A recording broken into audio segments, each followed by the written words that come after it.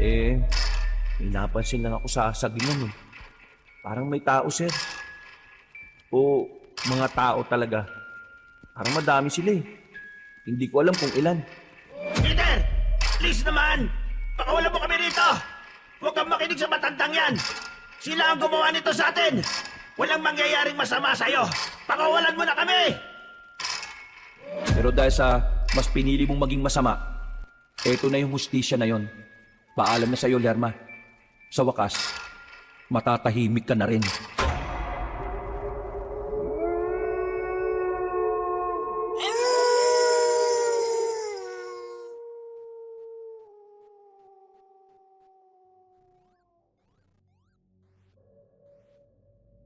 Pinagpalang araw sa inyo, kabanong.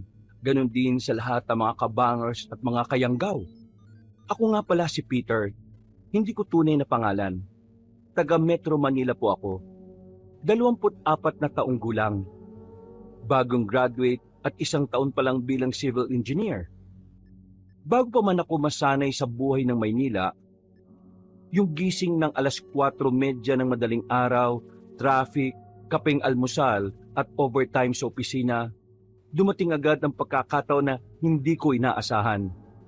Isa ako sa mga napili ng kumpanya naming telco para magsagawa ng field survey sa mga lugar na pwedeng pagtayuan ng mga bagong tower sa Kabisayaan. Excited ako nung una. Ibig sabihin kasi nito ay makakalayo ako sa polusyon at maingay na lungsod. Isa pa, kasama ko ang 2 matagal ko nang kakilala na si Simon, ang may kayabangan naming site supervisor, at si Parker, ang chubby kong katrabaho na maingay pero magaling sa technical na trabaho. Sa totoo lang ay masaya talaga ako. Kapag kasi sila ang kasama ko ay para lang kaming naglalaro, pero ginagawa pa rin namin ng tama ang trabaho. Kapag kasi si Simon at Parker ang katuwang ko, hindi ko ramdam ang pagod. Parang lakbay barkada lang ang dating namin palagi na may halong trabaho. Katulad nung araw na yon. Pero hindi ko alam na sa paglalakbay namin ito ay may mga bagay pala akong makikita at mararanasan na hindi ko man lang maisalarawan sa kahit na anong plano o blueprint ng buhay ko. Paalala lang po, hindi mga tunay na pangalan ng mga tao at mismong lugar ang binanggit ko. Para na rin po sa seguridad namin. Muli, kabanong, ako si Peter. Kabanong, mga kabangers at mga kayanggaw. Ito ang aking kwento.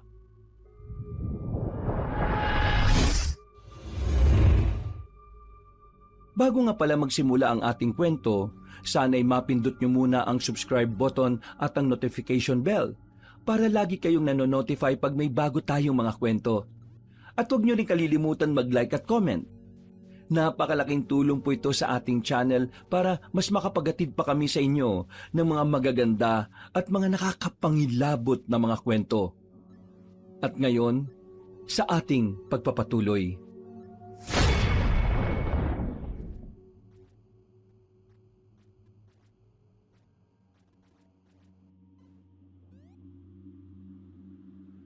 Biyernes ng gabi na kami umalis sa Ormoc. Nagrenta kami ng lumang pickup na pinatatakbo ng isang driver na si Kuya Enan. Matandang Bisaya na parang kabisado na ang lahat ng kalsada sa Leyte.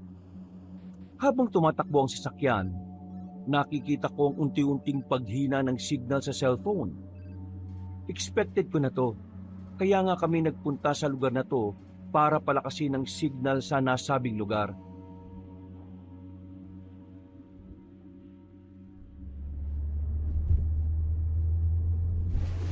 Nawawala na yung signal, mga sir.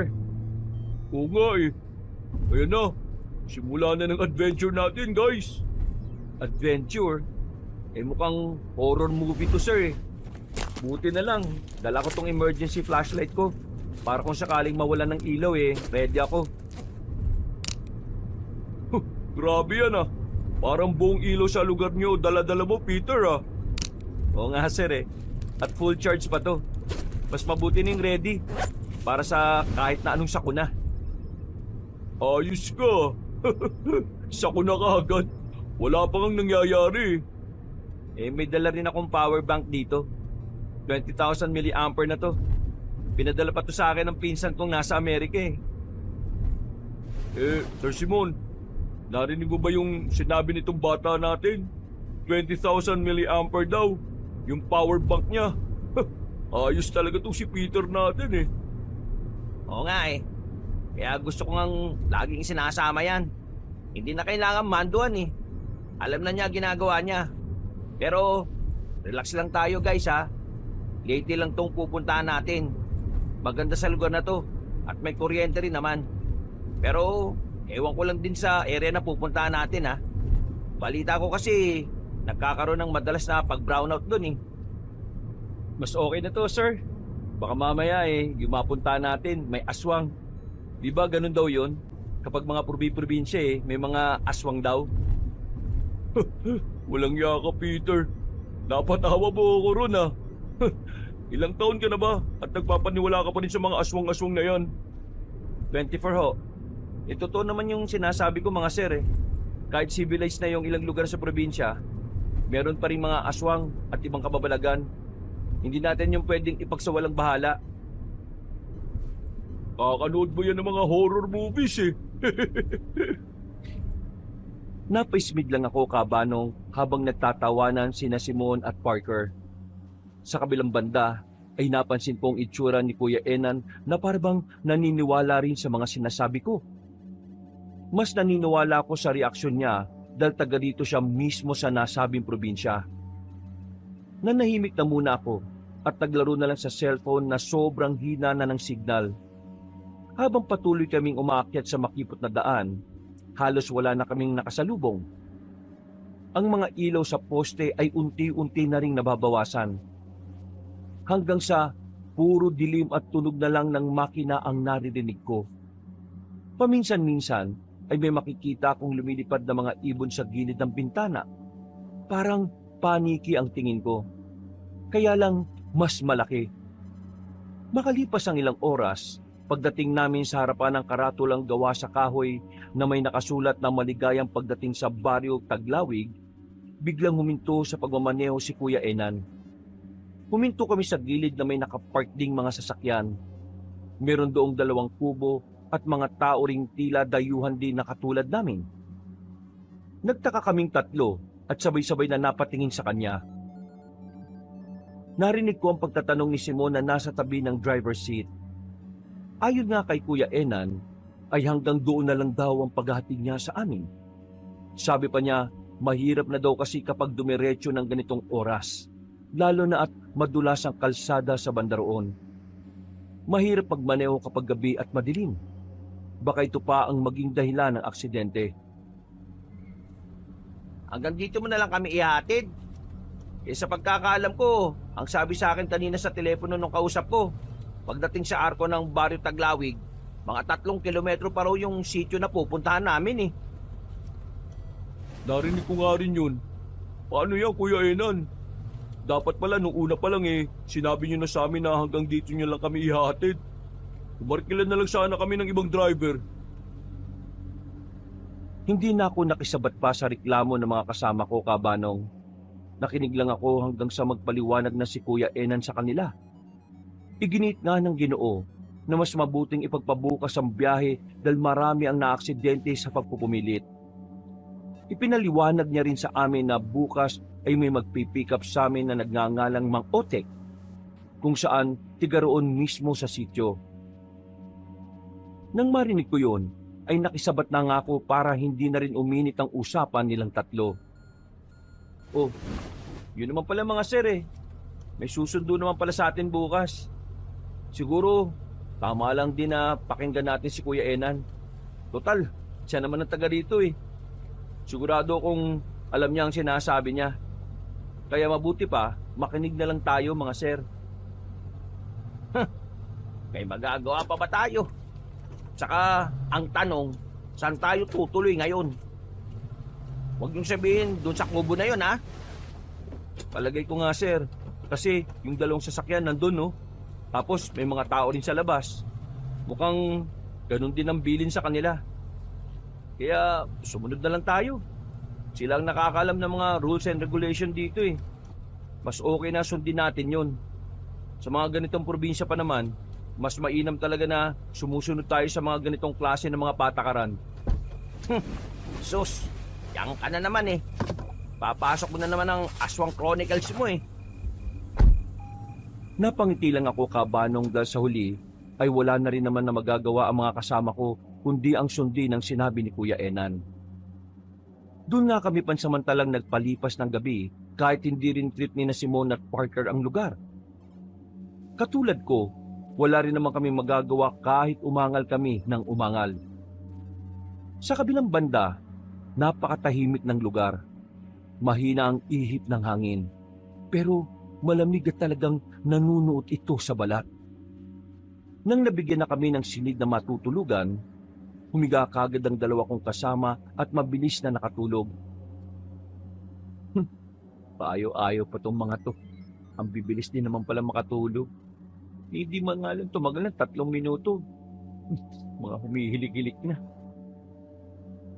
Napapailing ko silang minasdan bago naiga sa tapat ng bintana.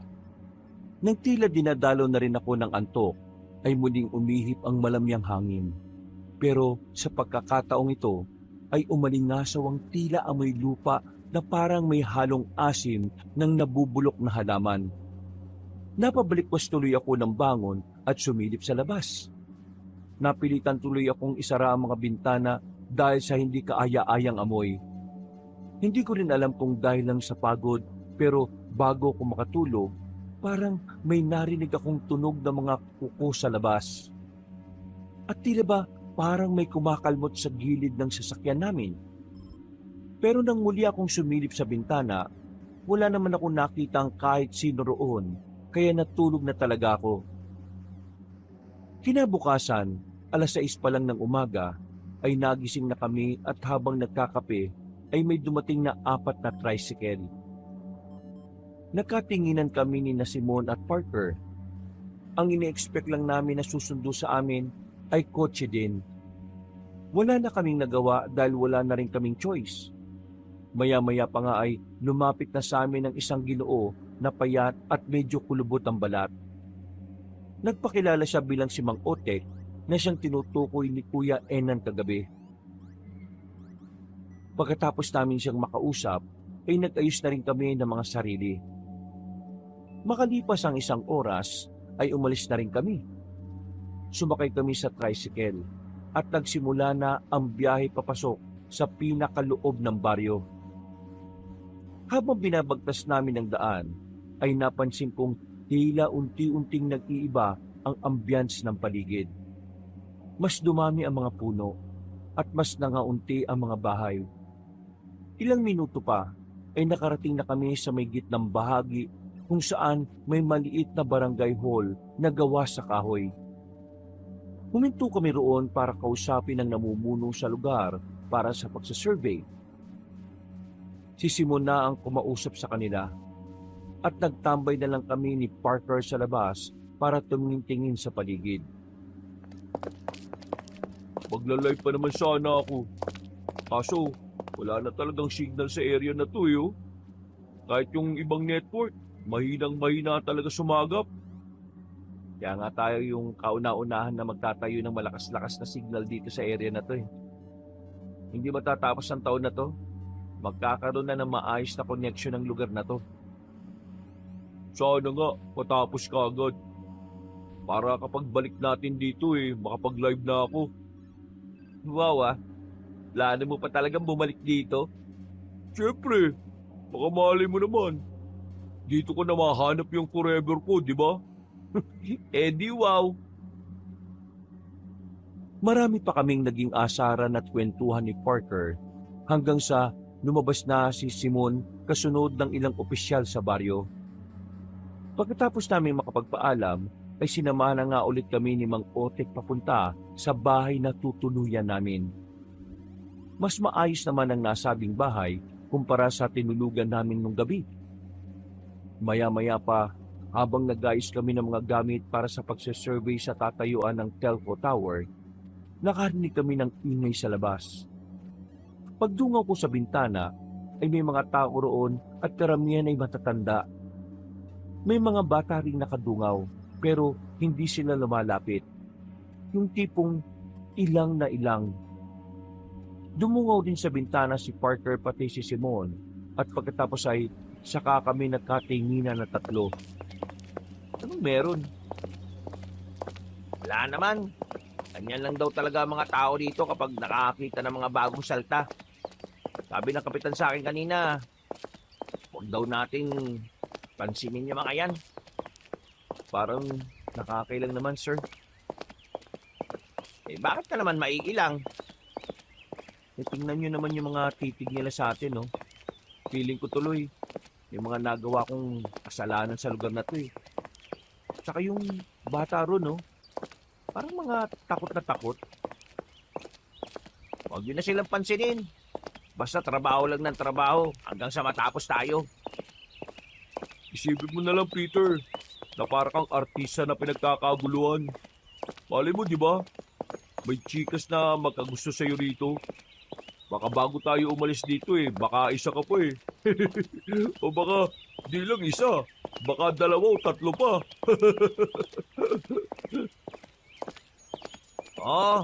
Tama yung sinabi ni Parker. At least, uuwi ka na, nakabengbang ka ng chikas. Kayo talaga, pagdating sa mga ganyang kalokohan, ang bibilis nyo talaga. Trabaho ang pinunta natin dito, no? Parte yun ng trabaho natin. Dapat, ang goal mo, kada mapupuntahan natin lugar, meron kang maiisa na chicks. Para naman, kumalat agad ang lahi mo. Hindi na ako umimik. Umismid na lang ako sa kabinitbit ng bag na naglalaman ng mga gamit. Ganun na rin ang ginawa ni na Simon at Parker habang nagtatawanan. Paglabas namin ng bahay, nandun pa rin ang mga iilang tao na nakatingin at parang sinusuri kami mula ulo hanggang paa. Pakramdam ko tuloy para silang mga frisking guard o monitor na iniiskan pati kaloob-looban namin. Ilang na ilang talaga ako, kabanong. Nang palabas na kami sa kahoy na gate, may lumapit sa amin na isang matandang babae. Sa tingin ko nasa 60 years old and above na siya. Maliit lang. Medyo may puti-puti na sa mahabang buhok. Morena at kahit makinis sa mukha niya, mahalata mo na rin ang katandaan. Nang magtama ang mga mata namin, hindi naman ako nakaramdam ng takot pero feeling ko merong kakaiba sa kanya. Ngumiti siya at nakipagkamay kay Simon dahil yun ang nauuna sa amin. Magandang araw po. Magandang araw din. Ako nga pala si Manang May. Ako naman po si Simon. Itong kasama ko si Peter. At yung malusog sa tabi niya, si Parker naman po. Ano pong may paglilingkod ko sa inyo, Manang May? Wala naman akong kailangan sa inyo. Gusto ko lang kayong makilala na mga sinasabi ni Kapitan sa amin nung nakaraang araw pa. Sabi rin ni Otek, mga taga Maynila raw kayo na magsasurvey para sa itatayong tower ba yun o poste? Tama ba ako, iho? Oo, Manang. Kami nga ho yun. Mga ilang araw kayo dito. Pasensya na kung matanong ako, ha. Gusto lang kasi naming paghandaan ang pamamalagi nyo dito para naman maisipan nyo ng bumalik-balik. Salamat naman po pero hindi nyo na po kailangan mag-abala pa. Nakakaya naman. Hindi nyo kailangan maya sa amin lalo na sa akin. Talagang gusto lang namin na masulit na mga dayuhan ang pananatili nila rito. Katulad nyo. Ganun ho ba? Sige ho. Kayo bahala. Salamat po in advance, Manang. Kung okay lang ho sana, medyo nagmamadali lang kami ngayong araw Mamaya na lang po siguro tayo mag-usap patungkol dyan. Pasensya na sa abala. Siya nga pala. Naparito rin ako para magbigay sa inyo ng kaunting babala. Alam niyo naman sa lugar na katulad nitong baryo, iba to sa nakasanayan niyo sa syudad. Payo ko lang sana na habang nagmamalagi kayo dito, pagpapalubog na ang araw, huwag na kayong lalayo sa baryo o magpunta pa sa kung saan-saan. Bakit naman po? Ayaw ko kayong takutin pero gusto ko lang sabihin na mahiwaga itong lugar namin at maraming mapaglarong klase ng mga elemento sa paligid. Kapag gabi, hindi lang tao ang gumagala. Kaya iba yung ingat ang kailangan, lalo na sa mga katulad nyong dayo. Kayo ang madalas na aliwin ng mga sinasabi ko. Sige po, tatandaan po namin yan. Salamat sa pakikinig. Wag sana kayong tutulad sa iba na matigas sa mga ulo para hindi na humantong sa problema. Salamat at mag-iingat rin kayo. Idadalangin ko sa may kapalang pananatili nyo rito. Nawa ang masulit nyo nga. Tumango na lang kami kay Manang May. Pagkatapos ay naglakad na kami papalayo. Yumukod lang ako at napunwaring nakatingin sa cellphone kong walang silbi habang naglalakad palayo sa mga tao. Nakakailang kasi ang mga tingin nila na parang akong kakainin ng buhay. Medyo nangilabot tuloy ako, lalo na sa mga sinabi ng matandang babae. Nang makalayo na kami sa kanila, biglang nagtawanan sina Simon at Parker na parang walang bukas. Napakuno tuloy ako ng noo habang nakatingin sa kanila at naglalakad. Anong nakakatawa sa sinabi ni Manang May? Sabi sa iyo, Simon magiging paniwalang-paniwala tong si Peter Bagay na bagay kang tumira sa ganitong lugar, pare. Alam nyo, wala namang masama kung maniniwala tayo sa sinabi ng matanda. Natural ang mga ganyang kagawian sa probinsya. Sige kayo, bahala kayo kapag may nangyaring hindi maganda. Siguradong hihingi rin tayo ng tulong sa mga taga rito. Baka dahil sa hindi nyo paniniwala pagtawanan lang din tayo nila sa huli. Hindi na uso yung ganyang paniniwala, pre. Sibilisado at makabago na ang mundo. Tama na yan. Baka magkapikunan pa kayo. Tara, bilisan na natin. Para maaga-aga tayo matapos ngayon. Medyo naantok na talaga ako at gusto ko matulog. Naglakad na nga kami at tinahak ang pupuntahang lugar. Pero sa kabilang banda ng isip ko, parang nagre-rema pa rin ang mga sinabi ni Manang May kanina. Pasimple na lang akong napa-sign of the cross at nagdasal na hindi naririnig at nakikita ng mga kasama ko. Makalipas ang ilang minuto, pagdating namin sa site, nagtrabaho na nga kami ng maayos. Liblib na liblib ang lugar. Puno ng mga puno pero mas marami ang saging. Nang makita ko yun, para akong nanghinayang dahil alam kong malaki ang matatagpas sa mga kapunuan naroon sa bahaging yon. Sayang yung mga puno no? Totoo. Diyan tayo magkakasundo, pare. Sayang talaga mga puno matatagpas. Pero wala tayong magagawa Pare-pareho lang tayo mga trabahador at sumusunod sa mga amo natin. Yun nga Ang mga negosyante talaga, basta kung saan sila kikita. Wala na silang pakialam sa kalikasan. Ganyan talaga ang negosyo. Kung di matibay ang sikmura mo, hindi ka aasenso. Parang sa gobyerno lang natin yun Wala silang mga sikmura. Kaya pala talaga madaling yumaman ng mga nasa gobyerno no? Kasi wala silang sikmura. Tapos, mga halang pa kaluluwa. Uy, masyado na naman kayong nagsisenti-senti dyan Isipin nyo na lang na may magandang cost din naman tong pagkakaputol ng mga puno sa lugar na tong sinosurvey natin. Matatayo ng tower ang lugar. Makakasignal at mapapabilis ang access ng mga tao sa lugar na to papunta sa ibang ibayo. Dahil doon, unti-unti sila magiging bukas sa mundo at mas mapapabilis ang pagiging sibilisado. Para hindi na rin masyadong nagpapaniwala yung mga tao rito sa kung ano-anong elemento. Naki-ek-ek ka na yan. Dumali ka na naman, sir, Oo, Kaya simulan na natin magtrabaho. Kung ayaw niyong madali ko kayong dalawa dyan. Habang nagsusakat-sukat ako sa buong area at nakatutok ng seryoso sa pagtatrabaho, may napapansin ako sa paligid na parang kakaiba. Ewan ko kabanong kung ako lang ang nakakapansin, pero pakiramdam ko talaga ay may kung anong nilalang na nakatingin sa akin mula sa mga sagingan. Hindi tuloy ako makapag-concentrate kaya nilapitan ko ulit si Parker na abala na rin sa pagsiset up ng mga tripod. Nagulat pa siya nang bigla kong sumulpot sa likod kaya muntikan ng matumba ang equipment pero nahawakan ko kaagad.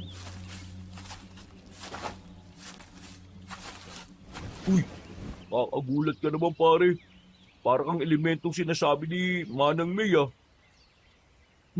Baliw. Elemento ka dyan. Eh bakit ka ba kasi biglang lumapit? Tapos ka na nun sa ginagawa mo? Eh, may napansin lang ako sa sagingan eh. Parang may tao, sir. O mga tao talaga. Parang madami sila eh. Hindi ko alam kung ilan.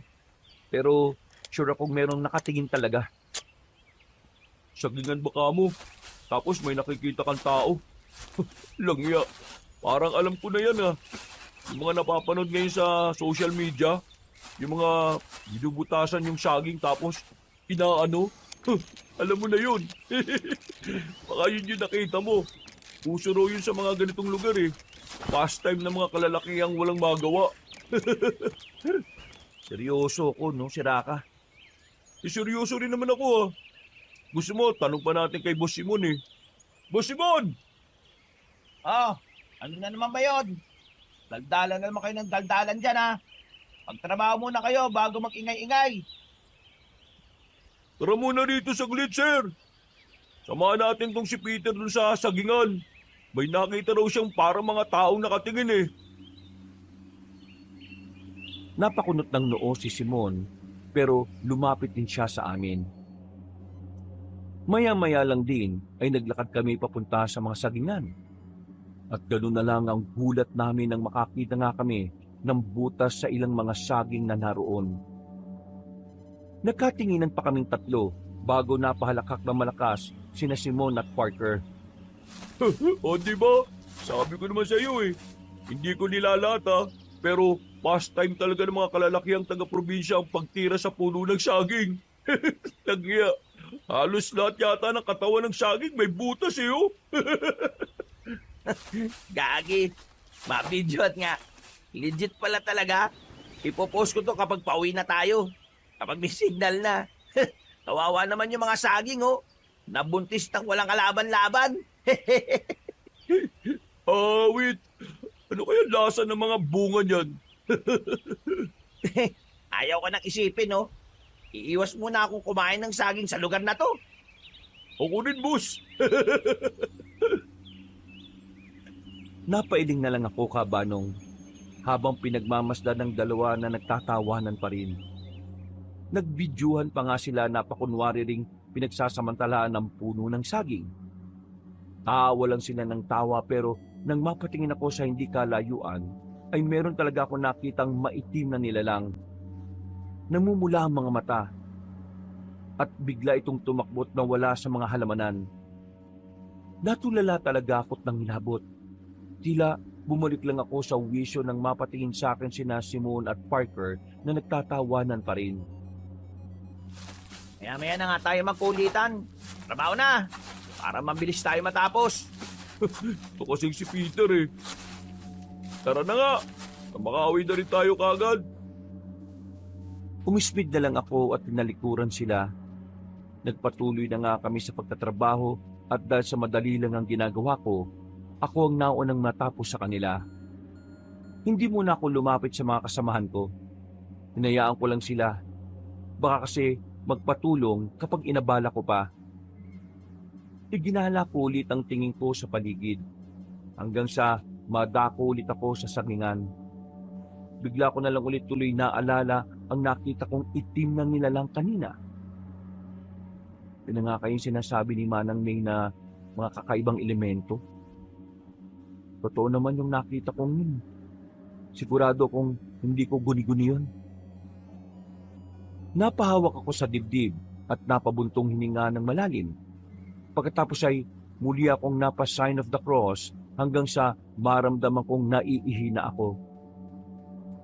Dahil mapuno naman sa lugar, lumayo lang ako kaunti sa site at naghanap ng maiihian. Sa gilid ng mayabong na puno ay doon ko napili. Habang umiihi, ay gumala-gala pa rin ang mga mata ko. Nang humangin ay tila nag-iba ang amoy ng paligid. Ganitong-ganito yung naamoy ko kagabi nung matulog kami roon sa huling pinaghatiran sa amin ni Kuya Enan. Napatakip ako ng ilong dahil parang nabubulok na ewan at talagang nakakasuka. Hanggang sa makarinig ako ng mga kaluskos mula sa hindi kalayuan. Sinundan nyo ng kakaibang tunog ng kung anong hayop. Akala ko nga talaga nung una ay mga hayop na ligaw lang. Pero napansin ko na naman ang maitim na nilalang. Mabilis yung tumakbo-takbo at nagpalipat-lipat sa pwesto. Kaya minadali ko na ang pag-ihi. Hindi ko na nga halos napagpag ng maayos. Pagkasara ko ng zipper ay may tumulong kung anong likido sa noo ko. Dahan-dahan akong napatingin sa itaas ng puno at doon ko na nga nakita ang nakakatakot na nilalang. Sigurado akong maliit lang siya. Nangingintab sa pagkaitim ang balat. Namumula ang mga mababalasik na mga mata. Matutulis sa mga kuko at ngipin. Mahaba ang manipis na dila at naglalawayon na tumutulo-tulo sa akin. Ngumiti siya, kaya mas lalo kong nahintakutan. Pagkalaon ay nawala rin ang ngiti niya at napalitan ng nakakatakot na may hinang pag-ungol. Sa pagkabigla ko at pagkataranta, umatras ako kahit nakatingala pa sa kanya. Kaya na out of balance ako. Pagkatumba ko ng patihaya, napatingin ulit ako sa nasabing puno pero wala na roon ang nasabing nilalang.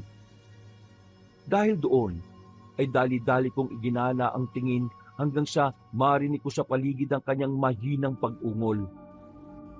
Dali-dali akong tumayo at tumakbo pero sa pagkataranta ay natisod ako sa nakausling ugat ng punong inihian ko. Natumba ko, tumama ang ulo sa isang puno. Nang babangon na sana ako, ay biglang nagkulay pula ang paningin ko sa kaliwa. Hinawakan ko yon at saka ko lang napagtanto na dumudugo ang kaliwa kong noo.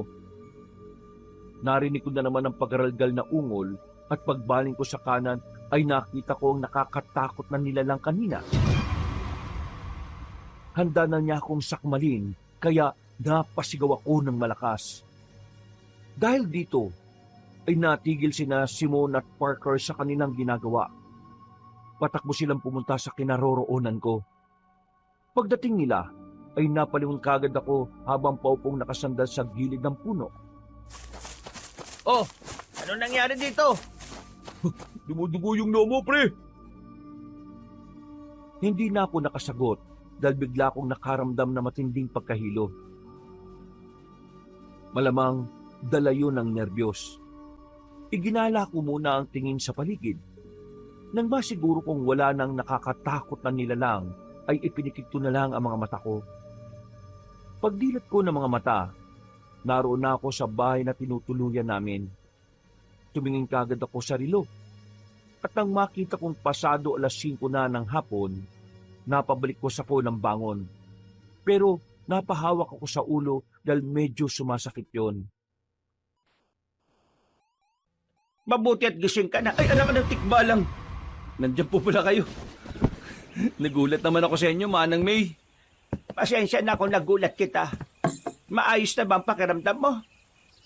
Okay naman na po. Medyo masakit lang tong kaliwang noo ko.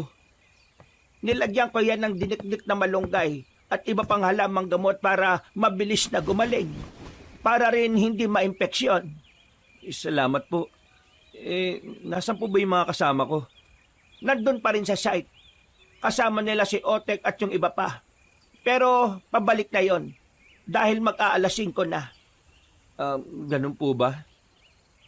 Sabi ng mga kasama mo kanina, nung nakita ka nila, duguan na raw ang noo mo. Ano ba nangyari? May nakita po kasi akong... Sige na, huwag ka nang mahiya magsabi sa akin. Lalo pagdating sa kababalaghan. May nakita ka bang kakaiba kanina dun sa lugar na pinuntahan ninyo? Ano po kasi... May nakita akong maitim na nilalang. Malit lang siya pero nakakatakot. Tapos mapupula yung mga mata at naglalaway. Tapos ang baho ng amoy niya. Sasakmalin niya nga po ako kanini pero mabuti nakasigaw ako at dumating yung mga kasama ko. Isa yung busaw. Busaw? Isa yung klase ng aswang. Ang totoo niyan, ilang beses nang napapabalita rito sa baryo na may namamata ang busaw. Pero huwag ka mag-alala. Dahil wala pa naman kaming nababalitaan na merong dayuhan dito na sinalakay ng busaw. Kaya ipanatag mo ang loob mo. Salamat po, Manang May. O siya, sige. Maiwan na muna kita para mas makapagpahinga ka pa. Inumin mo itong tsaa. Mas mapapaginhawan niya ng kalamnan at ang isip mo. Mamaya ipaghahanda kayo ng mga taga rito ng salo-salo kaya dapat malakas ka at maayos. Sige po. Salamat din po sa paggagamot sa akin. Walang anuman yon. Paglabas ni Manang ng silid, ay ininom ko na nga ang tsaa. At katulad ng sinabi niya, gumaan nga ang pakiramdam ko. Nakahinga ko ng maluwag at muling nakatulog. Kinagabihan, pagkagising ko ay naroon na si Simon at Parker. Kinumusta lang nila ako at hindi ko na lang din muna sinabi ang totoong nangyari. Ang ikinuwento ko na lang ay natalisod ako sa ugat kaya pinagtatawanan nila ako at inaasar na tatanga-tanga. Pasado 7:00 ng gabi, katulad ng sinabi ni Manang May, inimbitahan nga kami ng mga taga-baryo sa isang maliit na salo-salo bilang pagsalubong. May inihandang pinaupong manok, inihaw na baboy, nilagang baka, pansit, mga kakanin, panghimagas, tuba at kung ano-ano pa. Masaya ang lahat dahil meron pang kantahan, tawanan, pero sa gitna ng kasiyahan ay may isang dalaga kong napansin sa sulok. Nakatingin lang siya sa amin. Hindi kumakain at tila nakangisi lang ng bahagya. Nang magtama ang aming mga mata, ay parang may malamig na dumaloy sa katawan ko. Umiwas ako ng tingin dahil sa pagkailang at nang muli ko siyang sulyapan ay naglalakad na siya papalayo. Uy! Kanina ko pa napapansin yun ah. Ha? Ang alin? Maang-maangan effect ka pa dyan. Yung magandang babae kanina dun na umalis. Bagay kayo pre. Pero huwag ka lang tatanga-tanga ulit ha. At matitisod sa ugat ng puno. Ikaw talaga, puro kakalokohan no. Hindi ko kilala yun no. Saka hindi yan ang pinunta ko rito. Kundi trabaho. Sus! Wag ako, Peter. Wag ako. Trabaho rin naman yun eh. Kaya, trabahuin mo na. Sige ka, uunahan kita kapag babagal-bagal ka. Hindi ako bahala ka sa buhay mo. Kakain na nga lang ulit ako. Kapag sinabi ko to kay Boss Simon, siguradong bubuskayin ka rin nun. Mga pasaway talaga kayo no. Napakamot na lang ako ng ulo kabanong habang pinagmamasdan si Parker na papalapit kay Simon.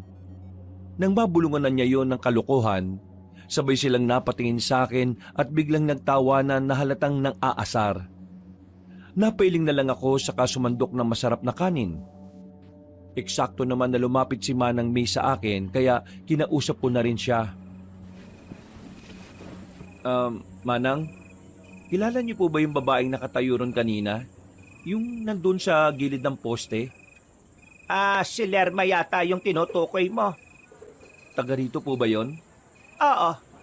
Sakop pa rin siya ng baryo. Pero naroon na siya sa pagitan nitong baryo at ng kabila. Bakit? Natitipuhan mo ba siya? Po? Hindi naman po. Mabait naman yan.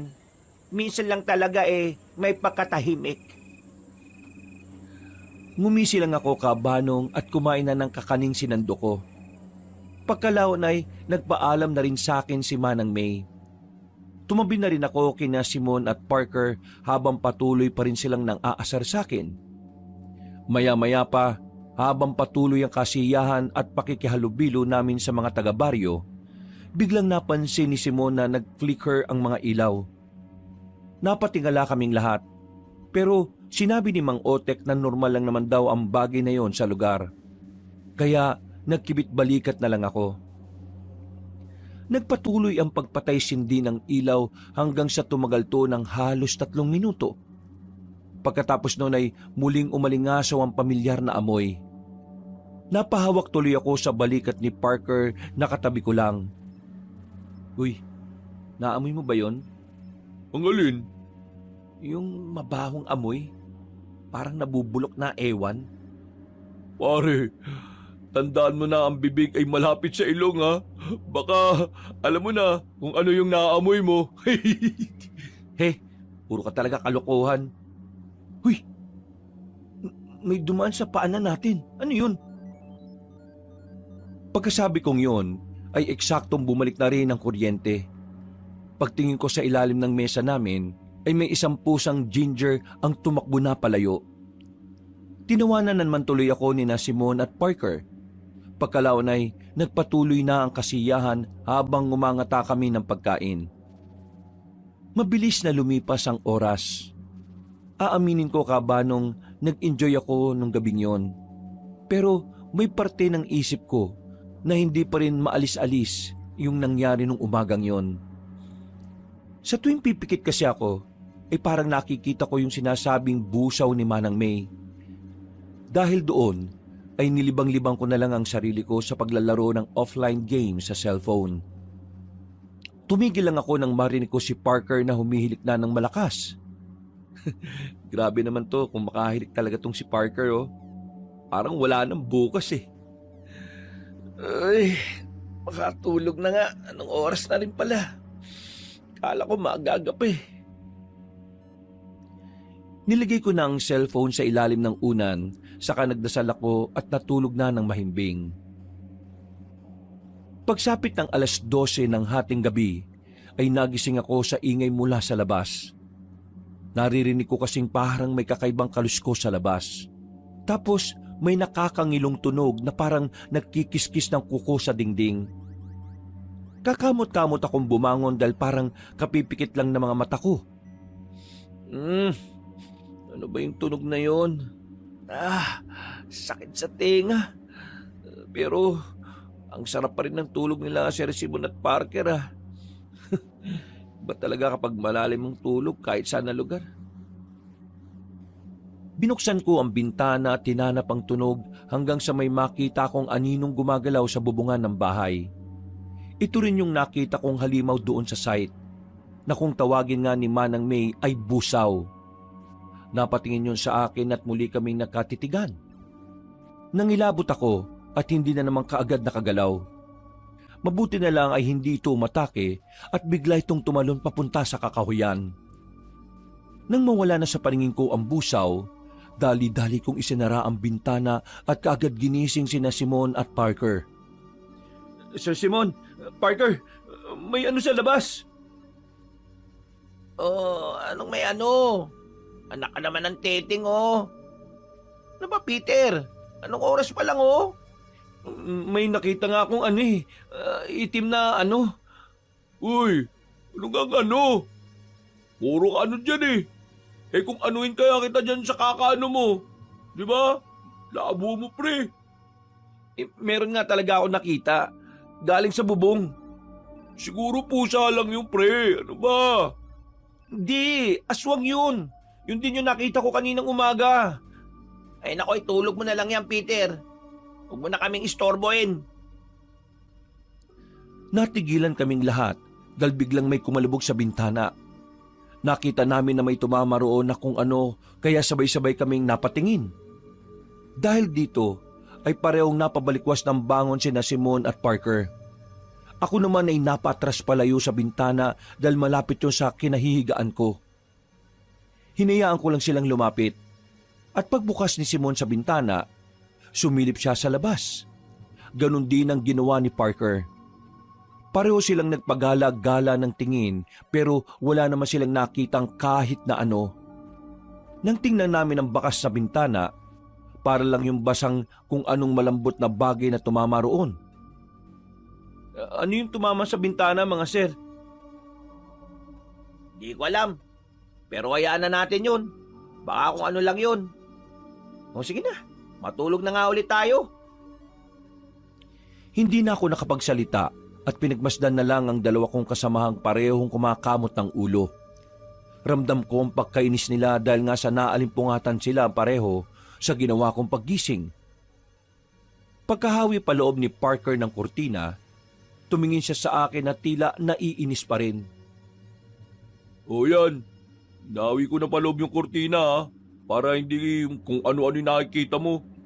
Matulog ka na at umiwas-iwas ka sa kakanood mo ng horror movies. Wala na akong nagawa kundi ang bumalik sa kama ko, Kabanong. Matagal akong napatingin doon at iniisip-isip pa rin ang tungkol sa busaw. Hanggang sa unti-unti na rin akong dalawin ng antok. Kinabukasan, nagulat kami habang nag-aalmusal nang makita namin si Manang May sa labas ng tinutuluyan naming bahay. May dala siyang palaspas na may nakataling supot ng asin na tabo. Para saan po yan, Manang May? Pangontra to. Kagabi ko pa sana ito ibibigay kaso naisip kong nagpapahinga na kayo. Pangontra po saan? Sa mga masasamang elemento at alagad ng kadiliman. Pinabasbasan ko na rin yan doon sa simbahan. Habang nananatili kayo rito, mas mainam na meron yan. Mahirap na, lalo na sa nangyari sa iyo kahapon. Nako, Manang, sakto yan. Dahil takot na naman yan nung hating gabi. Ano ba yung sinasabi mo kagabi, Pete? Nakakita ka ng ano ba yun? Busaw. Ayun, yun nga ho, Manang. Busaw. Dinalaw na naman kayo ng busaw dito. Oo, Manang. 12:00 ng hating gabi. Nakita ko po sa bubungan tapos tumalon papuntang Kakahuyan. Nako, mag-iingat-ingat kayong tatlo. Mamaya nga pagdating ni Otek magpapakuha ako sa kanya ng mga pandakaki. Porselas yun ng panlaban sa mga ganong klase ng kampo na kadiliman. Para layuan nila kayo. Mahirap na lalo na sa mga dayong katulad nyo. Kayo talagang lapitin ng mga ganong uri ng nilalang. Maraming salamat po. Nako, Manang, di naman ako nagpapaniwala sa mga ganyan Kasi kung matatakot lang tayo na matatakot, katulad nitong si Peter, ay nako, mas lalo lang yan silang magpapakita sa atin. The best way is to ignore them. Iba pa rin ang nag-iingat, Simon. Kakaiba mga busaw dahil may kakayahan silang mangyanggaw, lalo na kapag hindi nila kaya ang isang tao. Ano po ba yung busaw na yan? Isang klase yon ng aswang na mapaminsala. Hindi sila basta-basta kaya mag-iingat kayo. Pagmamadaliin ko na nga si Otek para ipakuha yung mga pandakaki. Ay sige na, at maiwan ko na muna kayo dyan. Pag-alis na matandang babae, ay biglang nagtawanan sina Simon at Parker. Napakunot tuloy ako ng noo sa ginawa nila. Medyo naiinis ako dahil para bang hindi nila sineseryoso ang sinasabi ng tao. Huwag niyong pagtawanan yung tao. Concern lang naman sa atin yun Alam namin yun, pre. Pero sa totoo lang di ko talaga maiwasang matawa Ang lakas kasi makafantasere yung mga sinasabi ni Manang May. Hindi fantasere yung sinasabi ni Manang May. Ako mismo, nakita ko yung kahapon ng umaga. Yung alin? Yung busaw? Oo. Oh, akala ko ba sabi mo kahapon sa amin, napatit ka lang sa ugat ng puno. Bago-bago ka naman ng statement, pre. Sinabi ko yon dahil katulad niyan, pinagtatawanan niyo yung mga bagay na yon. Bahala kayo kung ayaw niyong maniwala. Basta, hindi naman nagkulang ng paalala sa atin si Manang May Respetuhin na lang natin siya bilang matanda. Huwag yun ang pagtawanan. Ang seryoso mo noon masyado, pre. Sorry naman. Ewan ko sa inyo. Makaligo na nga lang. Kinuha ko ng tuwalya ko at nagpunta na sa banyo sa likuran ng bahay para maligo. Nahagipan ng paningin ko sina Simon at Parker na parehong napakibit ng balikat. Habang nasa banyo ako kabanong ay hindi ko alam ang mararamdaman ko. Medyo nainis kasi talaga ako sa dalawa. Pero sa kabilang banda ay ayaw ko rin naman talaga silang mapahamak. At ito na nga po, dito na rin pala magsisimula ang mas kakaiba pang pangyayari ng mga sumunod na oras. Pagkatapos namin mag-ayos ng mga sarili ay nagsimula na ulit kami sa survey namin sa bundok. Bit-bit ang mga gamit, kasama namin ang anak ni Mang Otek na si Kito bilang gabay. Wala kasi ang Ginoo dahil meron itong inaasikaso sa bayan. Meron ding inuutos si Manang May sa kanya patungkol nga sa porselas na pandakaki. Pero habang lumilipas ang oras, napapansin kong parang may kakaiba na naman sa paligid. Pati na rin sa mga kasama kong kapwa surveyor. Habang abala ang lahat, napansin ko ang kakaibang kilos ni Parker. Kani-kanina lang ay ang saya-sepan nila ni Simon. Pero tila bigla na lang silang nanamlay. Hinayaan ko na lang siya nung una pero nagulat na lang ako nang bigla siyang tila natulala na nakangiti lang habang nagmi-measure kami ng lupa. Nilapitan ko siya at doon ko nakita ang mga maliliit na ugat sa ibabang parte ng liig niya. Medyo namumula rin ang gilid ng kanyang mga mata na parang naiirita sa init ng araw. Sir, okay ka lang? Oh? Oo naman. Bakit nakatulala ka kanina? Tapos pangiti-ngiti ka? Ha? Wala. Ano yung nasa leeg mo? Parang nangingitim ang ugat mo dyan banda. Ha? Eto. Siguro kinagat lang ng lamok. Kinagat ng lamok? Nangingitim eh. Wala nga sabi to. Ang kulit mo naman eh. Ha? Di okay. Pasensya na. Nasigawan kita eh. Pero wala lang to, promise. Okay, sige. Pero seryoso ako ha. Magpatingin ka kay Manang May mamaya. Wala nga to, Peter. Baka nga kagat lang ng kung anong insekto. Sige na, doon ka na nga muna. Medyo hindi ako makapag-concentrate sa pagme-measure eh. Napakibit na lang ako ng balikat. Pagkatapos ay lumayo na ako kay Parker. Pagtingin ko naman kay Simon, parang kakaiba rin ang ikinikilos niya. Parang medyo mainit din ang ulo niya at dinig na dinig ko kung paano niya sabunin si Keto. Pumagitna na ako sa kanila para hindi na mauwi pa sa away. Nakikita ko rin kasi si Keto na parang papalag na. Sir Simon, chillax lang. Magpahinga na nga muna tayo dahil masyadong mainit ngayong araw eh. Bumalik na lang tayo mamayang hapon. Kaunti na lang naman yung gagawin natin. Tama. O na muna magpatuloy nitong ginagawa ko. Nakakainit kasi ng ulo yung si Keto eh. Dapat talaga si Mang Otek na lang yung nandito eh. Sige sir. Magpahinga na muna kayo ron sa lilim. O kaya mauna na kayong bumalik ni Parker sa baryo. Sabay na lang kami nitong si Keto umuwi. At tapusin ko na lang tong ginagawa natin. O sige na. Bilisan mo dyan ha. Makaalis na nga. Pabalagbag na hinagi sa akin ni Simon ang equipment na hawak niya. Kamuntikan ko pa nga tong hindi masalo. Pagkatapos noon ay lumayo na siya. Humingi naman ako ng paumanhin kay Keto. Mabuti na lang din ay maunawain ng taong yon na hindi naman nagdamdam. Sinabi pa nga niya sa akin na parang kakaiba ang ikinikilos ngayon ni Simon at Parker. Makaklose kasi sila kagabi nung kasiyahan, kaya nagtataka rin ang binata sa kakaibang asta ng mga kasama ko. Napakunot din ako ng noo. Napansin din pala ni Keto ang tungkol sa mga bagay na yon. Nagtrabaho kami at tinapos ko na rin ang lahat para hindi na kami bumalik mamayang hapon. Mabilis ang paglipas ng oras. Pagbalik namin sa tinutuluyang bahay ay naabutan kong natutulog ng mahimbing si Simon. Si Parker naman ay wala sa kwarto kaya hinanap ko siya sa palibot ng bahay. Hanggang sa maabutan ko siya sa likod malapit sa banyo. Nakatayo siya sa poso at paulit-ulit na naghihilamos ng mukha habang tumatawa na mag-isa. Ilang segundo ko rin muna siyang pinagmasdan bago lapitan. Pre, ayos ka lang ba? Oo naman, pre.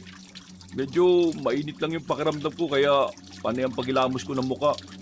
Parang gusto ko na nga maligo na lang ulit eh. Pwede namang maligo. Ha? Nagulat na lang ako nang ibuhos niya sa sarili ang laman ng balde. Nakita kong nakalawit sa bulsa niya ang cellphone kaya dali-dali ko yung kinuha. Uy pre, yung cellphone mo baka mabasa. Nang magtama ang paningin namin, nagulat ako dahil mas tumindi ang pamumula ng mga mata niya. Pati yung itim-itim sa leg niya ay mas dumami at mas kumapal. Pero matapos siyang mahimasmasan dahil sa pagkabasa ng tubig, unti-unti ring nawala ang mga yon. Napalunok ako ng laway sa pagkabigla, Kabanong, at kamuntikan pa nga akong matumba nang sinubukan kong umatras. Nang makita niya ako, ay napakunot siya ng noo na tila nagtataka. Oh, bakit parang gulat na gulat ka, pre? Ha?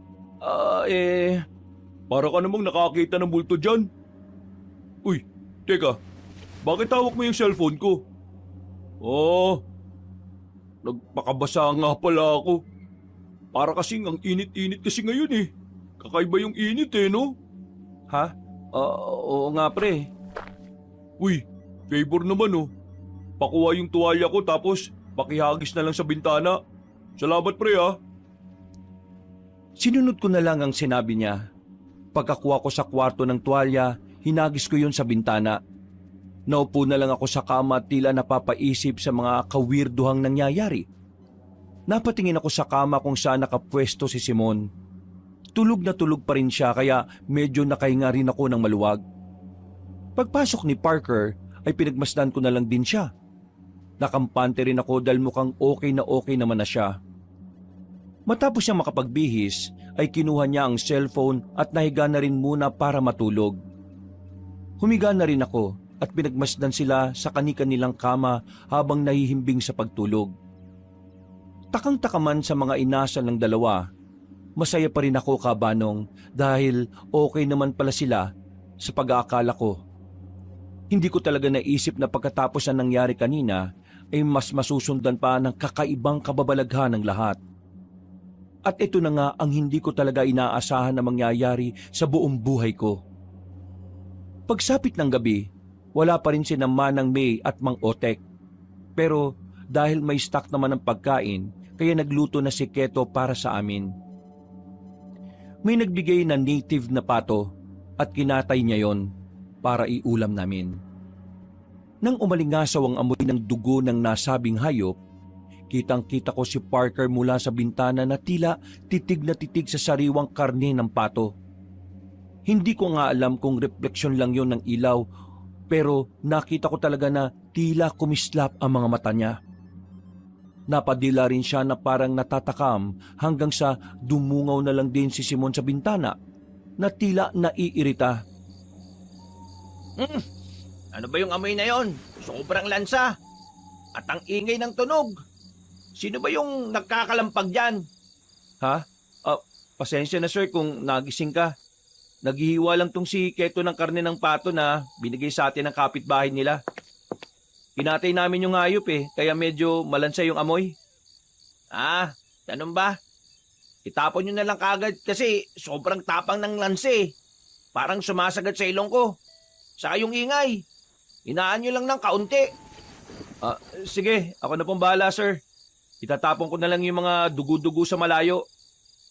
Uy, bakit mo naman itatapon pre? Ang sarap nga ng amoy Parang ang sarap isabaw ng dugo ah. Ha? Hindi, biro lang. Ito naman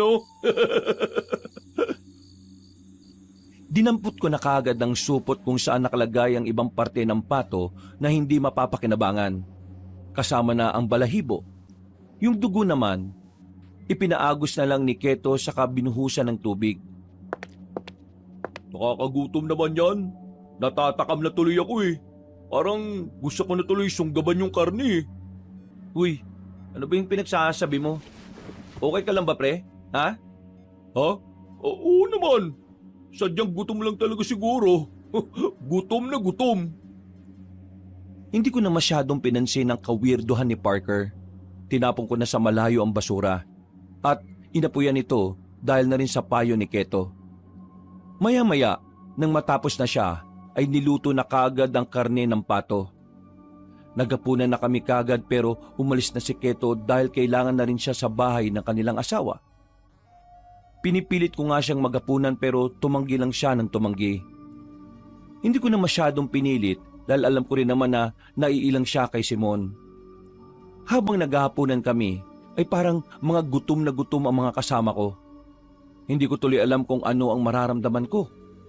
Masarap naman talaga ang pagkakaluto ni Keto, pero kakaiba talaga ang asta nila. Guys, alam kong masarap tong pagkakaluto ni Keto sa pato. At ngayon lang ako nakatikim ng ganito eh. Pero sana maghinay-hinay lang kayo. Baka mabulunan kayo niyan eh. Sir Simon, Sir Parker. Ang sarap talaga eh. At ang gutom na gutom ako. Parang kahit buto nito mauubos ko eh. Grabe ka naman sa pati buto, sir. Anong grabe? May masama ba sa sinabi ko, ha? Wala naman. Basta maghinay-hinay lang. Puro kayong daldal. Kumain na nga lang tayo para maubos na to. Hindi na ako nagsalita at nagsimula ng kumain. Hanggang sa maubos na nila ang sinabawan. May isang prito na natira na sabay kinuha ng dalawa. Nagkatinginan pa sila at naghatakan sa isang pirasong prito. Nakita ko sa mga mata nila ang matinding determinasyon na gusto talaga nilang makuha ng buo ang natitirang karne. Ayaw nilang maghati rito. Guys, huwag na kayo magagawan pa oh. Ito kunin niyo na yung sa akin. Wala pang bawas to. Uy! Dinakma kaagad ni Simon ang pritong nasa plato ko. Kamuntikan pa nga matapon ng kanin sa pagkakadakma niya. Nang mapatingin ako ulit sa kanila, ay doon ko na nakita ang muling pamumula ng gilid ng kanilang mga mata. Nagsulputan din ulit ang may itim na ugat sa mga liig nila. Mga sir, ayos lang ba kayo? Bakit? Mukha ba kaming hindi ayos?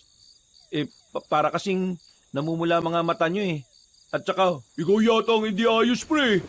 Ha? Ako? Naririnig ko ang tibok ng puso mo. Ang bilis. Oo nga, pabilis ng pabilis. Natatakot ka ba, ha? Sino kinatatakutan mo? Kami ba? Natatakot ka ba sa amin ni Boss Simon? Bakit ka naman matatakot sa amin, ha? Wala naman kaming ginagawang masama, ha? Kumakain lang tayo ng hapunan dito. Pasimple akong tumayo habang takot na nakatingin sa kanila, Kabanong. Hindi ko na rin alam kung ano talaga ang nangyayari pero sigurado kong hindi normal itong ikinikilos ni na Simon at Parker. Saan ka pupunta? Bakit parang namumutla ka na? Anong ikinatatakot mo sa amin, ha? Ha? Ano kasi? Tapos na akong kumain. Di kung ganon, ako na lang ang uubos ng pagkain mo, ha? Sige. Wala akong problema. Alis ka na? Oo eh. Medyo inaantok na ako. Tama, magpahinga ka na muna. Medyo namumutla ka na eh, oh.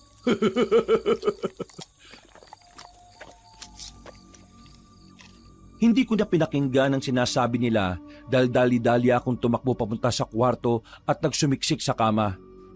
Hindi ko talaga alam kung ano ang nangyayari sa mga kasama ko, Kabanong. Pero wala naman akong magawa kundi ang manatili sa lugar na yon. Naisip ko na lang bigla ang sinabi ni Manang May na mag-ingat nga kami lalo na sa busaw dahil sadya itong mapanganib. Hindi na sila Simon at Parker yung kasama kong yun? Baka yung busaw na yung mga yun ha. Ay nako, nasa na ba kasi si Manang May at Mang Otek? Napadasal na lang ako sa Diyos na sana'y walang mangyaring masama sa mga kasama ko. Hanggang sa makarinig ako ng ingay sa labas. Pagsilip ko sa bintana, nakita ko nga sina Simon at Parker. Nagtatampisaw sila sa pusuhan na parang init na init naman sa kanilang katawan. Ano ba nangyayari sa kanila? Sana talaga dumating na sina Manang May at Kuya Otek. Nang lumingon sila sa kinaroroonan ko, ay pareho silang ngumiti. Kaya sinara ko na at hinawi na paloob ang kortina. Nagkulong na lang ako sa kwarto at nakiramdam sa labas hanggang sa hindi ko na malayang nakatulog na ako. Nagising na lang ako nang tumama sa noo ko ang cellphone. Aray ko! Ano nangyari? Teka, umaga na pala. Pagtingin ko sa kama ni na Simone at Parker, nandun sila at tulog na tulog. Dahan-dahan akong lumapit sa kanila at gano'n na lang ang gulat ko sa nakita ko. Kitang-kita na kasi ang itim na ugat sa mga leeg nila. Bukod dito ay gumapang na yon sa magkabila nilang mga sentido. Pati ang mga talukap nila ay may bahid na rin. Maging ang ilang parte ng dulo ng mga daliri. Lumabas kagad ako ng kwarto dahil alam kong hindi normal ang ganon. Mabuti na lang at nakita ko si Manang May nakadarating lang, sakay ng tricycle ni Mang Otek. Sinalubong ko sila at nang makita na matandang babae ang reaksyon ng mukha ko, nag-alala na rin siya. Ano nangyari, Peter? Ang totoo po niyan, hindi ko rin talaga alam kung anong nangyari. Pero yung mga kasama ko po, sila Sir Simon at Parker. Bakit? Anong nangyari sa kanila? Tingnan nyo na lang po sa kwarto, Manang. Dali kayo. Nagmadali nga kaming pumasok sa loob ng silid. Nang makita ni Manang May at Mang Otek ang kalagayan ng mga katrabaho ko, ay naggulat din sila. Ano po bang nangyari sa kanila, Manang? Ito na nga ba kinatatakutan ko? Nahuli na kami ni Otek ng pagdadala ng mga pandakaki. Ano pong ibig nyo sabihin na nahuli na, Manang? Mga nangingitim na ugat sa leeg, sa sintido at sa mga kuko. Ang ibig sabihin lang nito ay nayanggaw na sila. Ho? Nayanggaw? Ano po bang ibig nyo sabihin? Anong ibig sabihin nun? Ibig sabihin ay hinawaan sila ng pagiging aswang. Posibleng gawa to ng busaw na nakainkwentro mo nung ilang beses. Paano po nangyari yun? Paano silang nahawaan ng pagiging aswang? Posible nung isang gabi, nung gabi ng kasiyahan, nung nawalan ng kuryente, kumilos ang busaw at naglagay ng kung ano sa mga pagkain nila. Hindi rin ako sigurado. Kaya pala, may pakiramdam ako noon na may gumapang sa ilalim ng upuan namin nung nawalan ng kuryente. Pagbalik ng liwanag nung gabing yun pusa ang nakita ko na tumakbo kagad palayo Yun na nga yun. May kakayahan ng mga aswang na magpalit-palit ng anyo bilang hayop. Malinaw nga na nayanggaw sila. Paano po sila gagaling, Manang?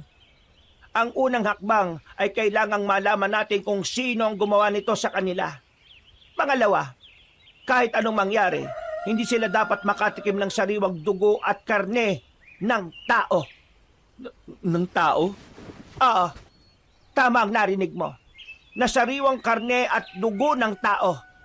Kapag nakatikim sila nun, siguradong mahirapan na silang makabalik. Magiging tuluyan na silang aswang.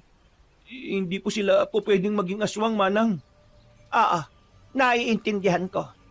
Kaya gagawin namin ang lahat para maagapan sila. Natigilan na kami sa pag-uusap dahil nakita namin na parehong napaungot sina Simon at Parker. Ilang saglit lang din ay magkasunuran silang napatihaya sa kama. Kahit malamig ang paligid ay pawis na pawis sila. Nang hawakan ko sila ay nagulat ako dahil sobrang lamig ng kanilang mga katawan.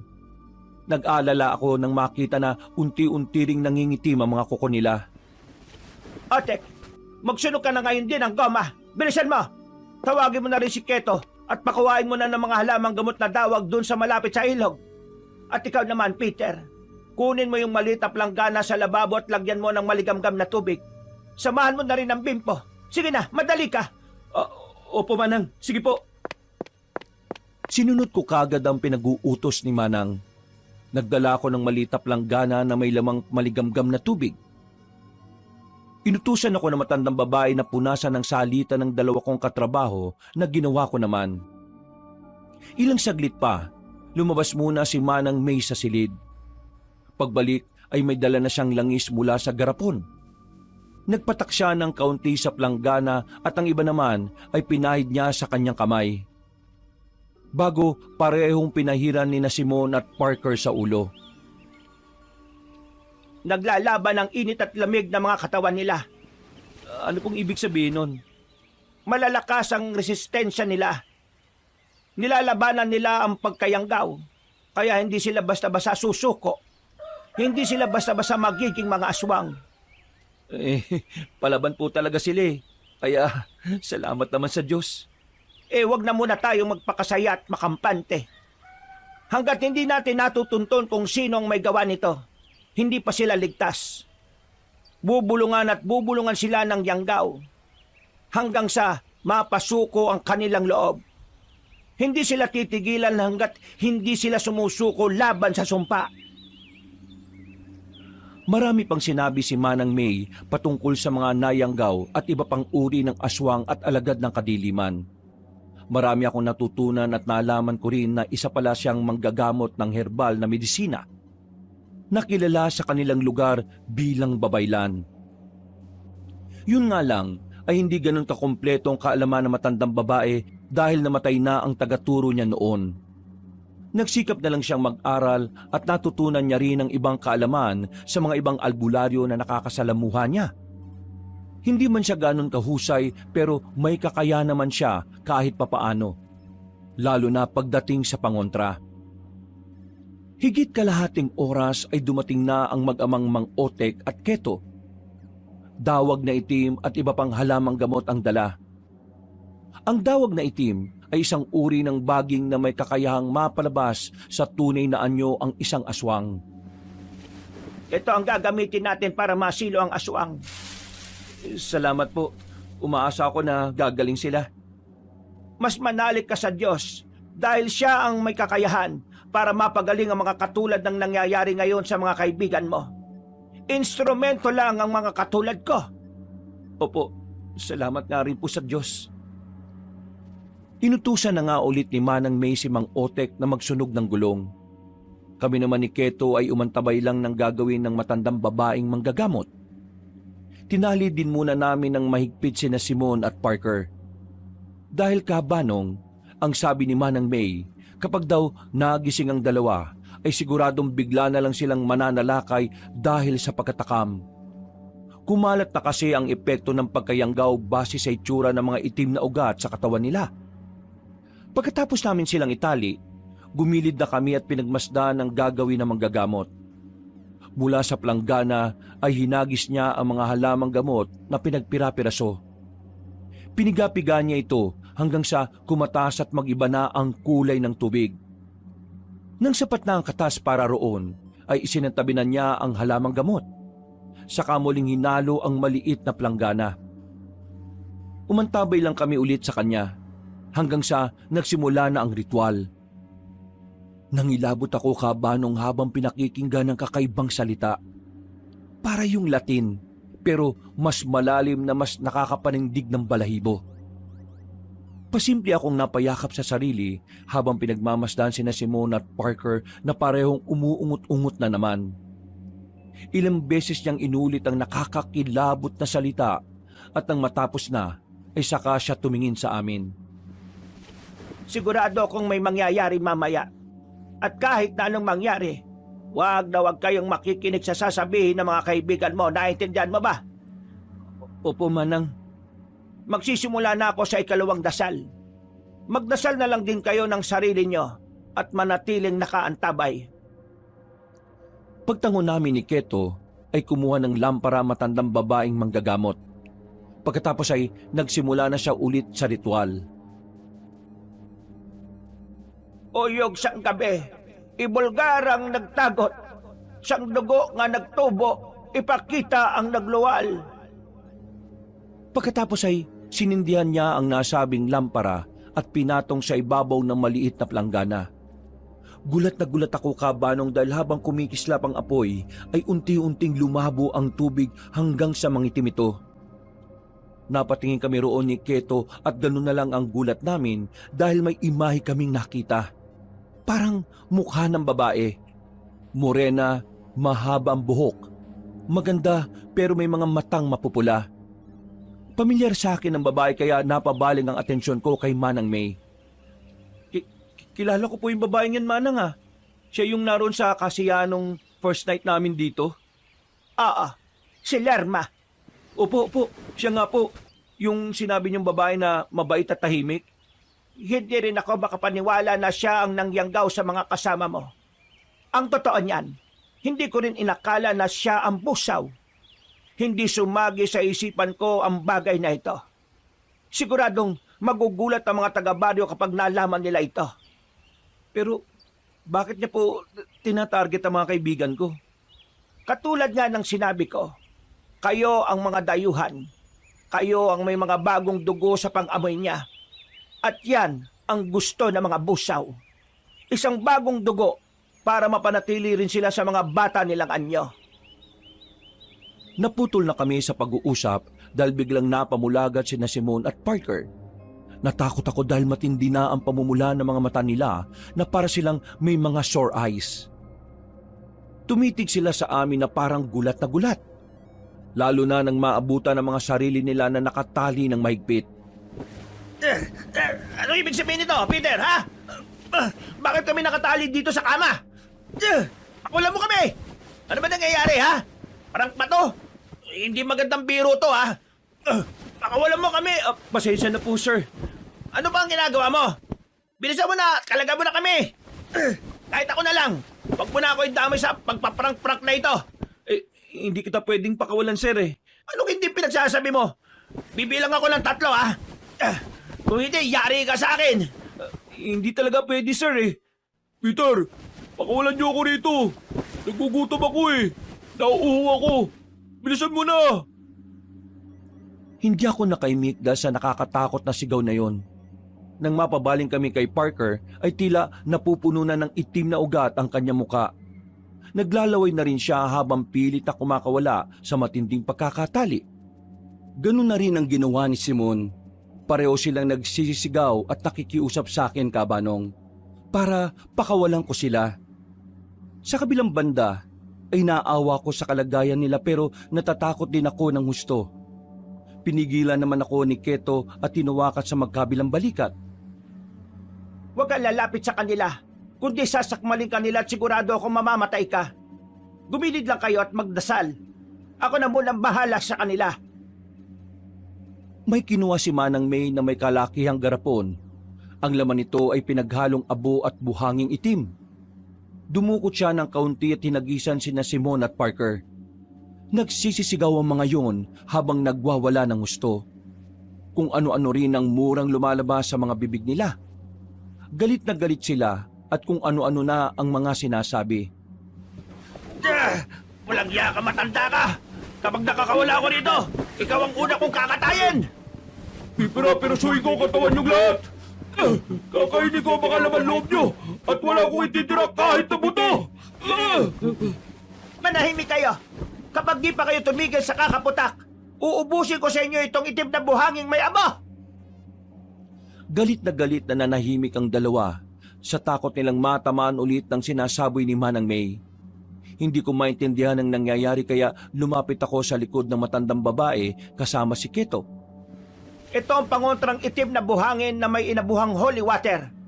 Pangontra ito sa lahat ng alagad ng kadiliman at kapag tinamaan sila nito, para silang sinusunog sa impyerno. Kaya ganyan ang reaksyon nila. Ganun po pala. Peter! Please naman! Pakawalan mo kami rito! Huwag kang makinig sa matandang yan! Sila ang gumawa nito sa atin! Walang mangyayaring masama sa'yo! Pakawalan mo na kami! Sige na! Pakawalan mo na kami! Para makalis na tayo sa impyernong lugar na ito! Papatayin tayo ng mga taga rito! Huwag kang maniniwala sa kanila! Hindi kaagad ako makapagsalita dahil ang totoo ay hindi ko na rin talaga alam kung sino ang paniniwalaan. Naisip ko kasi, Kabanong, na posibleng tama ang sinasabi ni na Simon at Parker. Pero sa huli ay mas nangibabaw pa rin ang paninindigan ko. Gusto ko talagang mailigtas sa mga kasama ko at makauwi kami pare-pareho ng ligtas. Pasensya na, Sir Simon. Paring Parker, kailangan ko tong gawin para maibalik kayo sa dati. Nagwala nga sila Simon at Parker dahil sa sinabi kong yon. Galit na galit sila at kung ano-anong mura na naman ang kanilang pinagsasasabi. Dahil dito ay inakay na ako ni Keto palabas ng silid. At pagkatapos ay muli silang sinabuyan ni Manang May ng itim na buhanging may abo. Sa unang pagkakataon, Dito lang ako nakarinig kabanong ng tinig na nagsusumigaw ng mga demonyo. Parang napoposes sila Simon at Parker. Pero kalaunan ay tumalima rin sila pagkalaon. Nanahimik ang silid at saka lumabas doon si Manang May dala ang garapon. Kumusta na po sila, Manang? Nakatulog na ulit sila. Siguradong gabi na sila magigising. Kaya bago mangyari yon, ay dapat may gawin na tayo. Ano pong gagawin natin, Manang? Nag-aalala ako para sa kanilang dalawa eh. Paano po kung mahuli na tayo? Huwag kang mag-alala dahil may oras pa. Hindi pa ganap ang sumpa sa kanila. Katulad ng sinabi ko kanina, malalakas din ang pakikipaglaban ng resistensya nila sa sumpa. Pero hindi nga rin dapat magpakampante. Kailangan nating mahanap si Lerma bago tuluyang magdilim at lumalim ang gabi, kung saan mas malakas ang puwersa ng kaaway. Pagkatapos ng pag-uusap namin yon, Kabanong, ay saka pumasok si Mang Otek. Dito na nga sinabi ni Manang May ang tungkol sa pagiging aswang ni Lerma. Dali-daling umalis ang Ginoo para ipamalita sa mga taga-baryo ang tungkol dito, upang makiisi sila sa paghahanap kay Lerma. Bukod doon ay muli kaming nag-usap na matandang babaeng manggagamot. Peter, makinig ka sa sasabihin ko. Sigurado akong sa mga oras na ito, nararamdaman na rin ni Lerma ang epekto ng ginawa ko sa mga kaibigan mo. Magkukubli siya at magtatago ng ilang araw. At sa mga araw na yon, siguradong manghihina na ang katawang lupa ng mga kaibigan mo. Kung di sila mamamatay, kakawala sila hanggang sa makatikim ng sariwang dugo at karne ng tao. Ano pong dapat natin gawin? Sabihin niyo lang po, Manang. Kailangan mong hanapin si Lerma. Naniniwala ako na meron kayong koneksyon.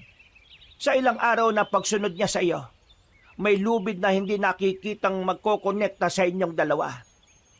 Ito ang gagamitin natin para mahanap mo siya at ikaw din ang magiging susi para makabalik sa dati ang mga kaibigan mo. Sige po, gagawin ko po ang sinasabi niyo. Kahit natatakot ako at alam kong delikado. Huwag ka mag-alala dahil sasamahan ka ni Keto. Kami naman ni Otek ang bahala rito sa mga kaibigan mo. Sigurado rin ako na tutulong ang mga taga-baryo dahil likas na sa amin ang tumutulong sa mga katulad ninyo. Hindi kami papayag na masira ang imahe namin dahil sa isang busaw. Sige po, maraming salamat po.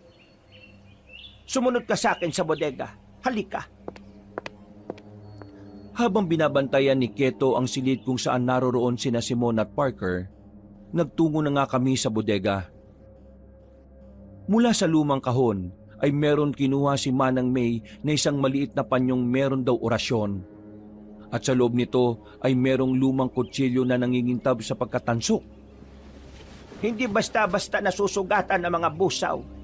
Pero dahil galing sa sinaunang babayla ng kutsilyo natin, may bahay dito ng orasyon at siguradong magiging ordinaryo lang ang balat ng aswang na yon kapag ito ang ginamit mo.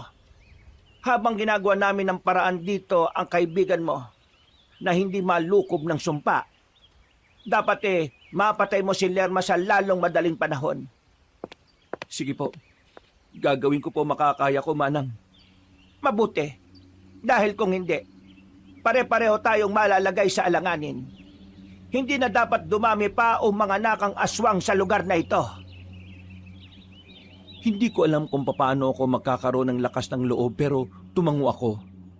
Sa isip ko ay naghahalo matinding takot at determinasyon. Tinatanim ko na lang sa puso ko na hindi ko kayang pabayaan sina Simon at Parker, kaya dapat kong gawin ang delikadong bagay na ito. Pagbalik namin sa kwarto ay nahihimbing pa rin ng tulog ang dalawa. Sinabi na nga ni Manang May kay Keto ang dapat gawin, kaya naganda na rin siya ng mga dadalhin at iba pang sandata. Kumpiyansa din naman ako dahil sa laki ng pangangatawan ni Keto. Sanay din siya sa laban lalo na nang nalaman ko mula kay Mang Otek na minsan siyang nakipagpambuno noon sa galit na kalabaw. Napatay niya ang kalabaw na walang gamit na kahit na anong patalim. Talagang lakas sa lakas lang ang tunggalian nila. Kaya pala naririnig ko noong nakaraan na tinatawag siyang Haring Kalabaw ng mga taga roon dahil nga sa napatay niya ang kalabaw. Pagkatapos naming mananghalian ay naganda na kami ni Keto. Paalis pa lang kami nang may dumating na 3 pang kalalakihan. Sila ang magpipinsan na sina Dawo, Oreg at Gano. Nakita ko na sila noong gabi sa kasiyahan at nakasayawan din, kaya hindi na ako nailang sa kanila. Natuwa pa nga ako dahil ginusto nilang tumulong. Mabait daw kasi sa kanila sina Simon at Parker.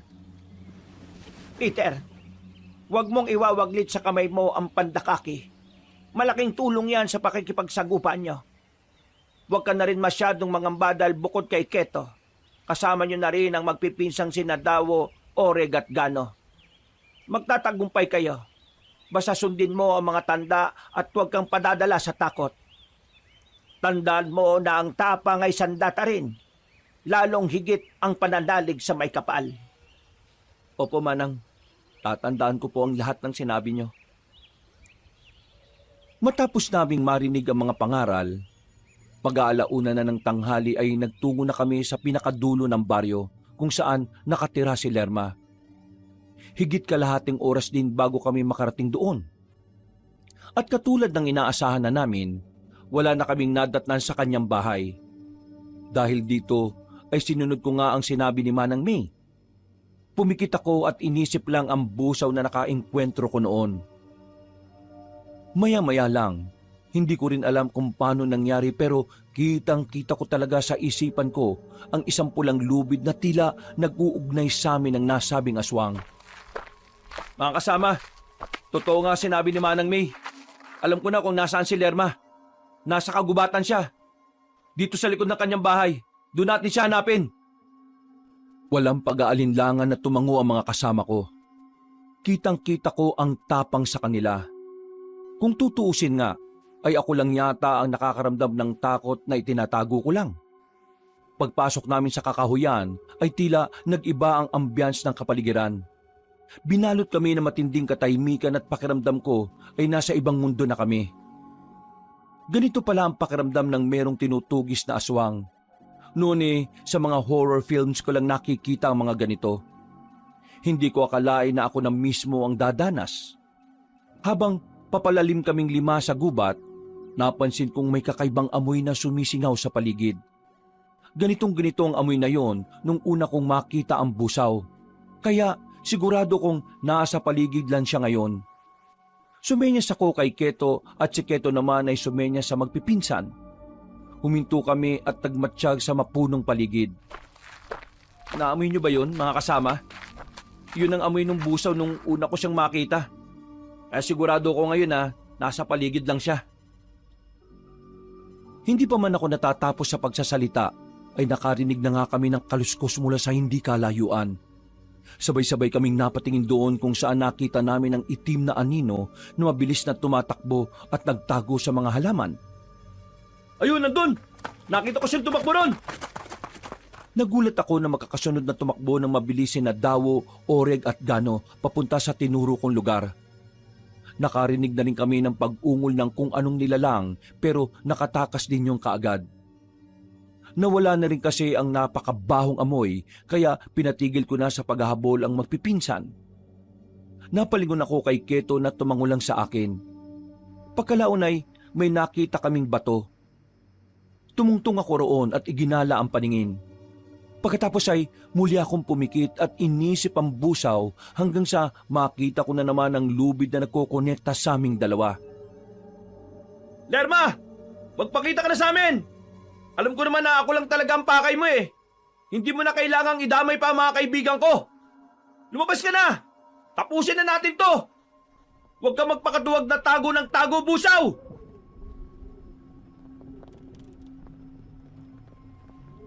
Wala akong narinig na tugon, kundi ang malamig na samyo ng hangin na dumampi sa aming mga katawan.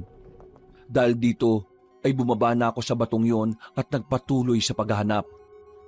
At makalipas nga ang ilang minuto, sa pagitan ng mga puno ng nara ay may nakita kong tila nakasampay. Nilapitan ko ito ng dahan-dahan at halos mabilaukan ako sa nakita kaya lumayo din kagad ako. Natutup namin ang aming mga bibig habang pinagmamasdan ng natutuyong balat ng tao na nakabitin sa sanga.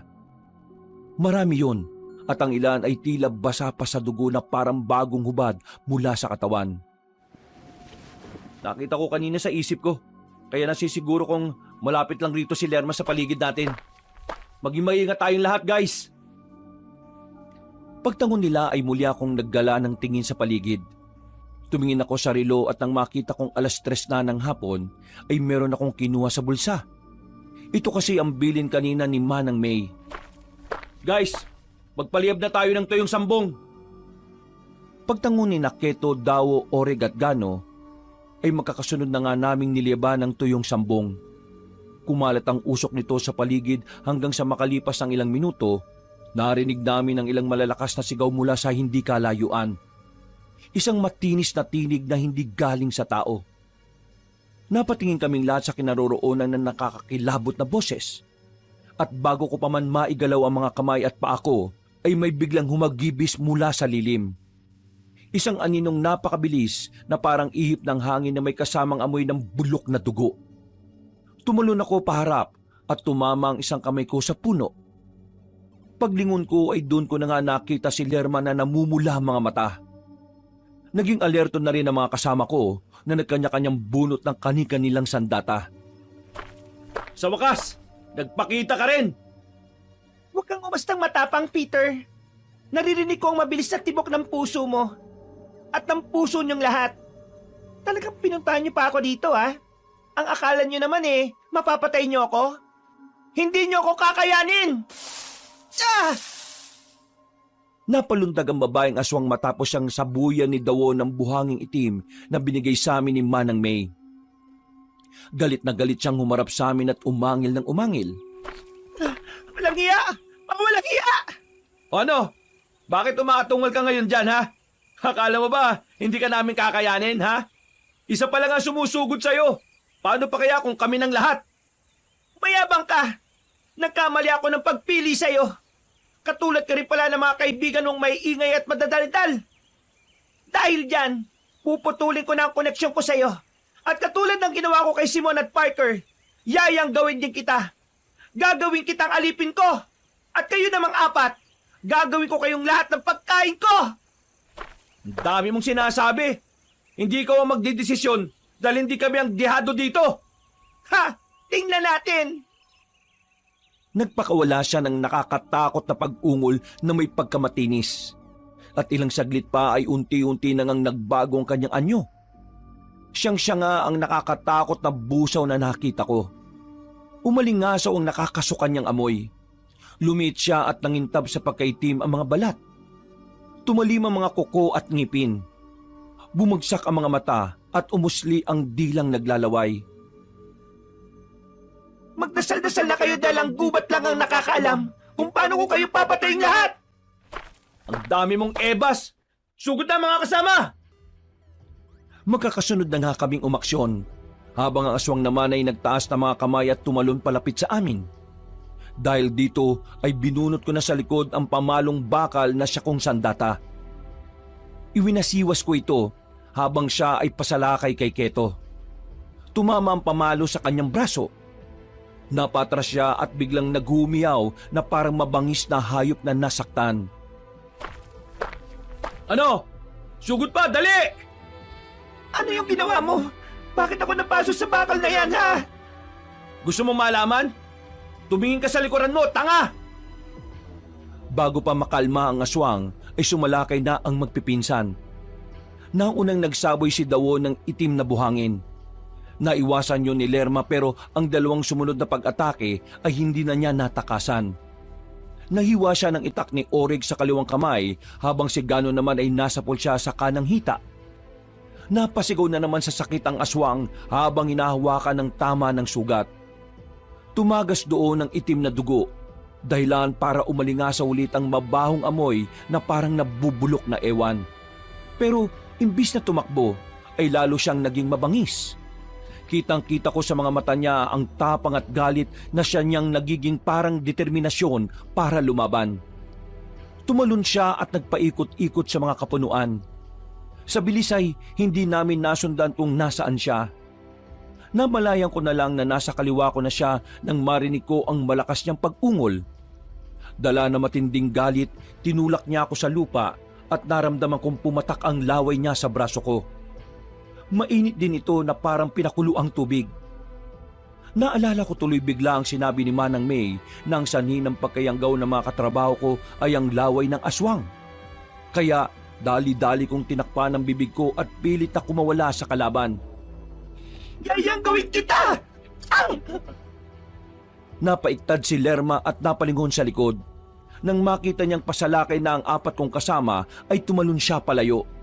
Pero hinawakan ko siya sa paa para hindi na siya makakawala pa. Nanlaban siya at pinagsihisi pa ako sa muka pero hindi ako nagpatinag. Pinagkakalmot niya ako sa muka pero binaliwala ko ang sakit dahil para hindi na siya makatakas pa. Bitiwan mo kung walang yaka! Hindi! Hindi kita pakakawalan! Hanggat hindi mo pinabalik ang mga kaibigan ko sa dati! Mapatay na kayo pareho! Magkakasunod siyang sinabuyan ni Dawo ng itim na buhangin. Kaya para makakawala sa akin ay napilitan siyang putulin ang kanang paa niyang hawak-hawak ko. Nagulat din ako sa pangyayari kaya hindi ko rin siya napigilan. Namalayan ko na lang yon nang makita ko siyang tumatakas papalayo. Guys! Tumatakas siya! Huwag niyo siya patakasin! Hindi siya pwede makakawala! Dali-daling sumunod ang magpipinsan. Si Keto naman ay naiwan at tinulungan akong itayo. Pinunasan ko ang mukha kong puno ng kalmot. At kahit na mahapdi na, ay hindi ko to masyadong ininda. Mas nauna ko kasing naisip sina Simon at Parker. Hindi sila po pwedeng maging aswang ng tuluyan. Kaya nang tanungin ni Keto kung ayos lang ang lagay ko, ay tinanguan ko na lang siya. Nagpatuloy na kami at sinundan ng magpipinsan. Hanggang sa marinig na namin ang matinding pag-angil ng kalaban. Pagdating namin sa labanan, nakita kong nakahandusay na si Lerma at tila hirap na hirap. Nang gigilitan na siya ng leeg ni Orig at Gano, ay bigla na siyang nag-anyong tao.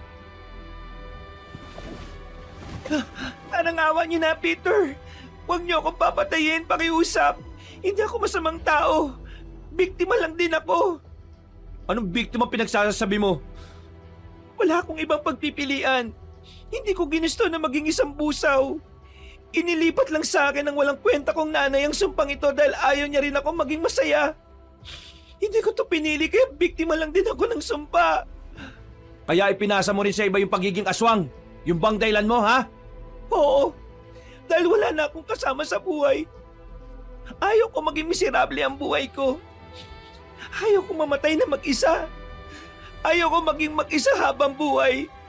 Kaya nung nakita kita nung gabing yon, doon sa kubo, bago kayo magpunta rito, nakaramdam ako ng kakaiba. Nakita ko ang sarili ko sa iyo, Peter. Alam kong pareho lang tayo na naghahanap na makakasama sa buhay. Kaya nga nagkaroon tayo ng koneksyon. Pakiusap, huwag mo akong patayin. Huwag niyo akong papatayin. Magbabago na ako. Aalis ako sa lugar na ito at hindi nagagawa ng masama sa ibang tao. Nagsasabi ka ba ng totoo? Oo. Bilang patunay, ibabalik ko si Simon at Parker sa dati. Aalisin ko ang sumpa ng pagkayanggaw sa kanila. Totoo bang gagawin mo yan? Oo nga, maniwala ka. Gagawin ko na ngayon kung gusto mo. Sige, gawin mo na ngayon. Lumapit kayong lahat sa akin. Napatingin ako sa mga kasama ko bago magbalik ng tingin kay Lerma. Pagkatapos ay muli kong naalala ang isa sa maraming bili ni Manang May bago namin tugisin ng aswang. Katulad ng ginawa ni na Simon at Parker kanina, kapag nasilo nyo na ang busaw na si Lerma, gagawa siya ng paraan para mapaniwala kayo sa pagdaraya niya. At kapag sa tingin niya ay mapapaniwala na niya kayo, saka siya aatake para mapatay kayong lahat. Kaya kahit anong sabihin ng halimaw na yon, ay wag na wag niyo siyang paniniwalaan. Kailanman ay hindi nagsasabi ng totoo ang alagad ng kadiliman. Nang maalala ko mga yon kabanong ay marana kong lumapit kay Lerma. Pero tumigil din ako nang nasa 6 feet na lang ang layo namin. Kaya nagtaka siya. Isa mo na, Peter. Lumapit ka na rito para maibalik ko na sa dati mga kaibigan mo. Sa tingin mo talaga maniniwala pa ako sa sinasabi mo? Kailanman, hindi nagsasabi ng totoong alagad ng kadiliman. Kaya hindi ako maniniwala sa'yo. Wala ka sa akin, parang awa mo na. Pasensya ka na dahil ang paniniwalaan ko lang ngayon, bago lumubog ang araw, dapat mapatay ka na namin, Lerma. Nang sabihin ko yon, ay biglang nagiba ang hilatya ng pagmumukha niya. Muli siyang nag-anyong aswang at galit na galit siya sa amin. Sinubukan niyang umalma pero sinabuyan ulit siya ni dahon ng buhanging itim. Naguhumiyaw siya sa sakit at kitang-kita ko kung paano umusok at matuklap ang kanyang mga balat. Walang iya kayo! Walang iya kayo! Pasensya na, Lerma, pero kailangan mo nang mamatay para mabuhay ang mga kaibigan ko. Malapit ang lumubog ang araw, kaya hindi ako papayag na mabuhay ka pa. Hindi mo ko kayang patayin! Hindi mo kayang pumatay! Hindi talaga. Kaya ako nga sinama rito magpipinsang Dawo, Orig at Gano Sila ang mga taong kaya kang patayin dahil malaki ang atraso mo sa kanila. Palitang pinagmasdan ni Lerma ang magpipinsan hanggang sa mamukhaan niya ang mga ito. Kanina kasi habang papunta kami sa gubat, nakwento ng tatlo na ang busaw din ang dahilan kung bakit namatay ang mga mahal nila sa buhay. Natatandaan pa na kayo. Kayo yung anak ng mga taong yon na mas pinilang tapusin ang mga sarili nila kaysa maging mga alagad ko. Muling nagsaboy si Dawo ng buhanging itim. Sinundan naman ito ng pag-itak ni na Orig at Gano. Kami ni Keto ay pinagmasdan lang ang halimaw na pilit kumakawala sa magpipinsan. Nakakawala pa nga siya, pero nang subukan niya uling tumakas ay muli siyang natamaan ng buhanging itim. Umusok ang bahagi ng kanyang muka, pero pinipilit niya pa rin makalayo sa amin.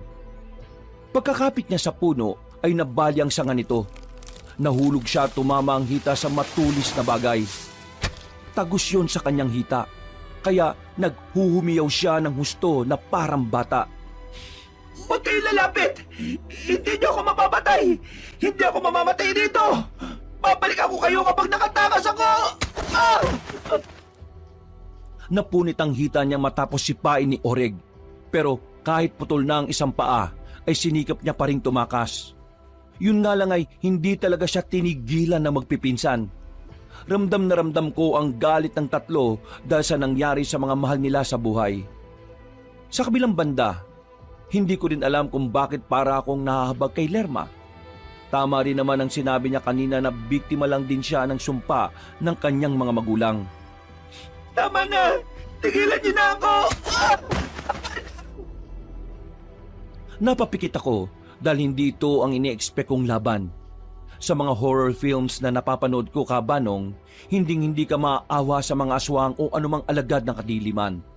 Pero sa pag-iyak ni Lerma, para na akong nahahabag talaga. Hindi ko alam kung deserve niya ba itong nangyayari ngayon sa kanya. Napabuntong hininga na lang ako at nang mapansin ni Keto ay tinapik-tapik niya ako sa balikat. Sinabi niya na rin na hindi talaga dapat kaawaan ng isang aswang o kahit na anong alagad ng kadiliman. Yoko! Pero sa huli ay walang nagawa si Lerma dahil marami na rin ang dugong nasayang sa kanya. Tuluyan na siyang nanghina at bumalik sa pagiging anyong tao. Hinayaan na namin siyang gumapang hanggang sa sinundan na lang siya ni Gano. At saka siya sinaksak sa likuran gamit ang itak. Isang nakakakilabot na pag-atungal ang umalingaw-ngaw sa buong kagubatan. Pasado 5:30 ng hapon at sa pagtatapos ng laban ay biglang kumulog. Ang langit ay tila nagdilim hanggang sa makita kong tila naghingalo pa rin si Lerma. Nagpupumilit pa rin siyang isalba ang sarili mula sa nalalapit niyang kamatayan. Dahan-dahan akong lumapit at inilabas ang panyong may orasyon. Mula roon ay kinuha ko ang kutsilyong nangingintab sa pagkatanso. Nang makita to ni Lerma, ay kitang-kita sa mga mata niya ang matinding takot. Nagpupumilit pa rin siya kahit habol hininga na. Umupo ako na hindi sumasayad sa lupa ang puwet. Pagkatapos, hinawakan ko ng mahigpit ang kutsilyo. Hindi ba sinabi mo sa amin na ayaw mo na maging malungkot, Lerma? At ito yung dahilan mo kaya ka nangyayanggaw ng ibang tao?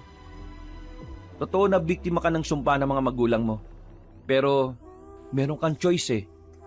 Naging maganda ang pakikitungo sa iyo ng mga taga-baryo.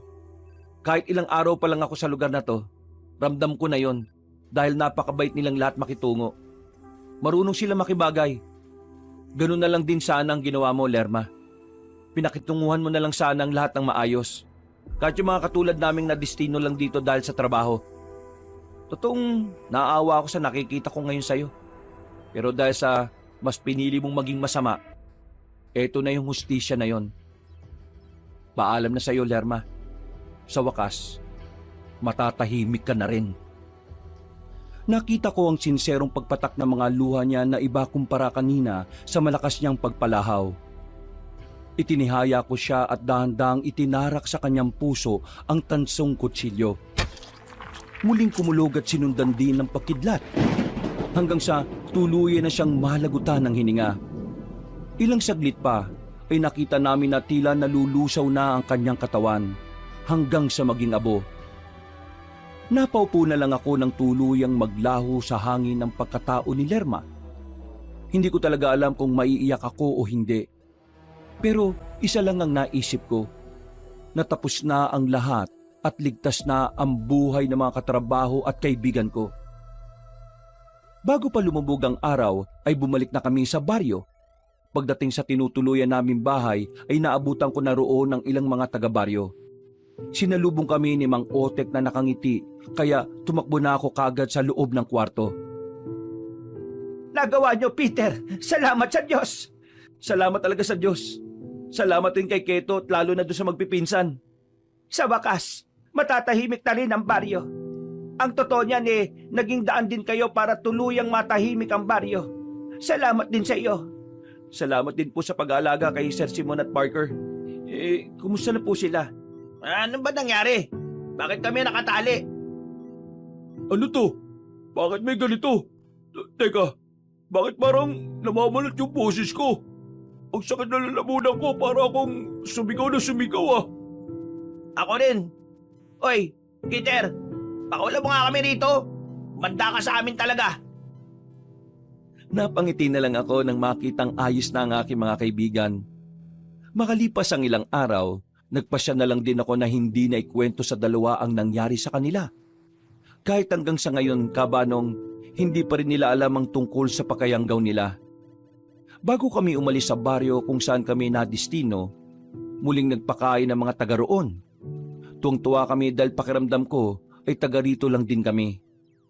Ibang-iba talaga ang pakikitungo nila na para lang kaming kapamilya. Pagbalik namin sa Metro Manila, marami ang nagbago sa akin. Mas lumalim ang pagtingin ko sa mundong mahiwaga. Mas naging matured din ako at marami akong natutunan sa pagkadestino namin sa isang liblib na baryo ng Leyte. Marami man tayong karanasan na mapapait.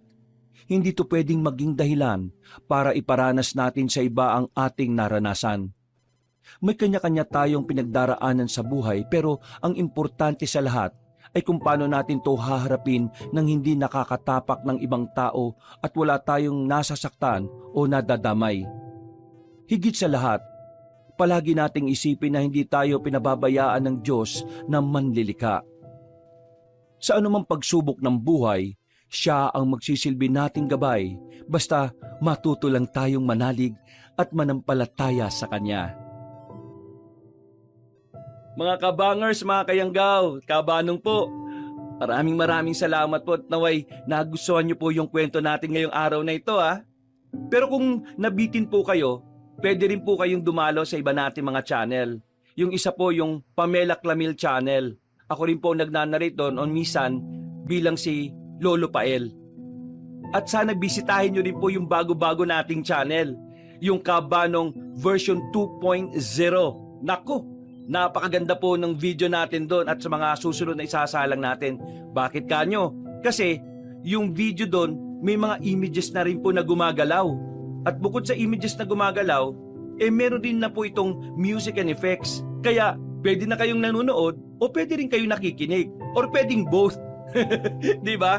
Ang ganda po. Kaya kung magugustuhan nyo rin po yung mga ibang channel natin na yon, wag nyo pong kakalimutan na mag-subscribe ha. At syempre, mag-iwan na rin po kayo ng comment at pindutin nyo na rin po yung like button. At para hindi na kayo mahirapang maghanap, ilalagay na po namin sa description or pin comment po yung mga link ng mga channels na ito. Hanggang sa susunod na mga kwento, wakas!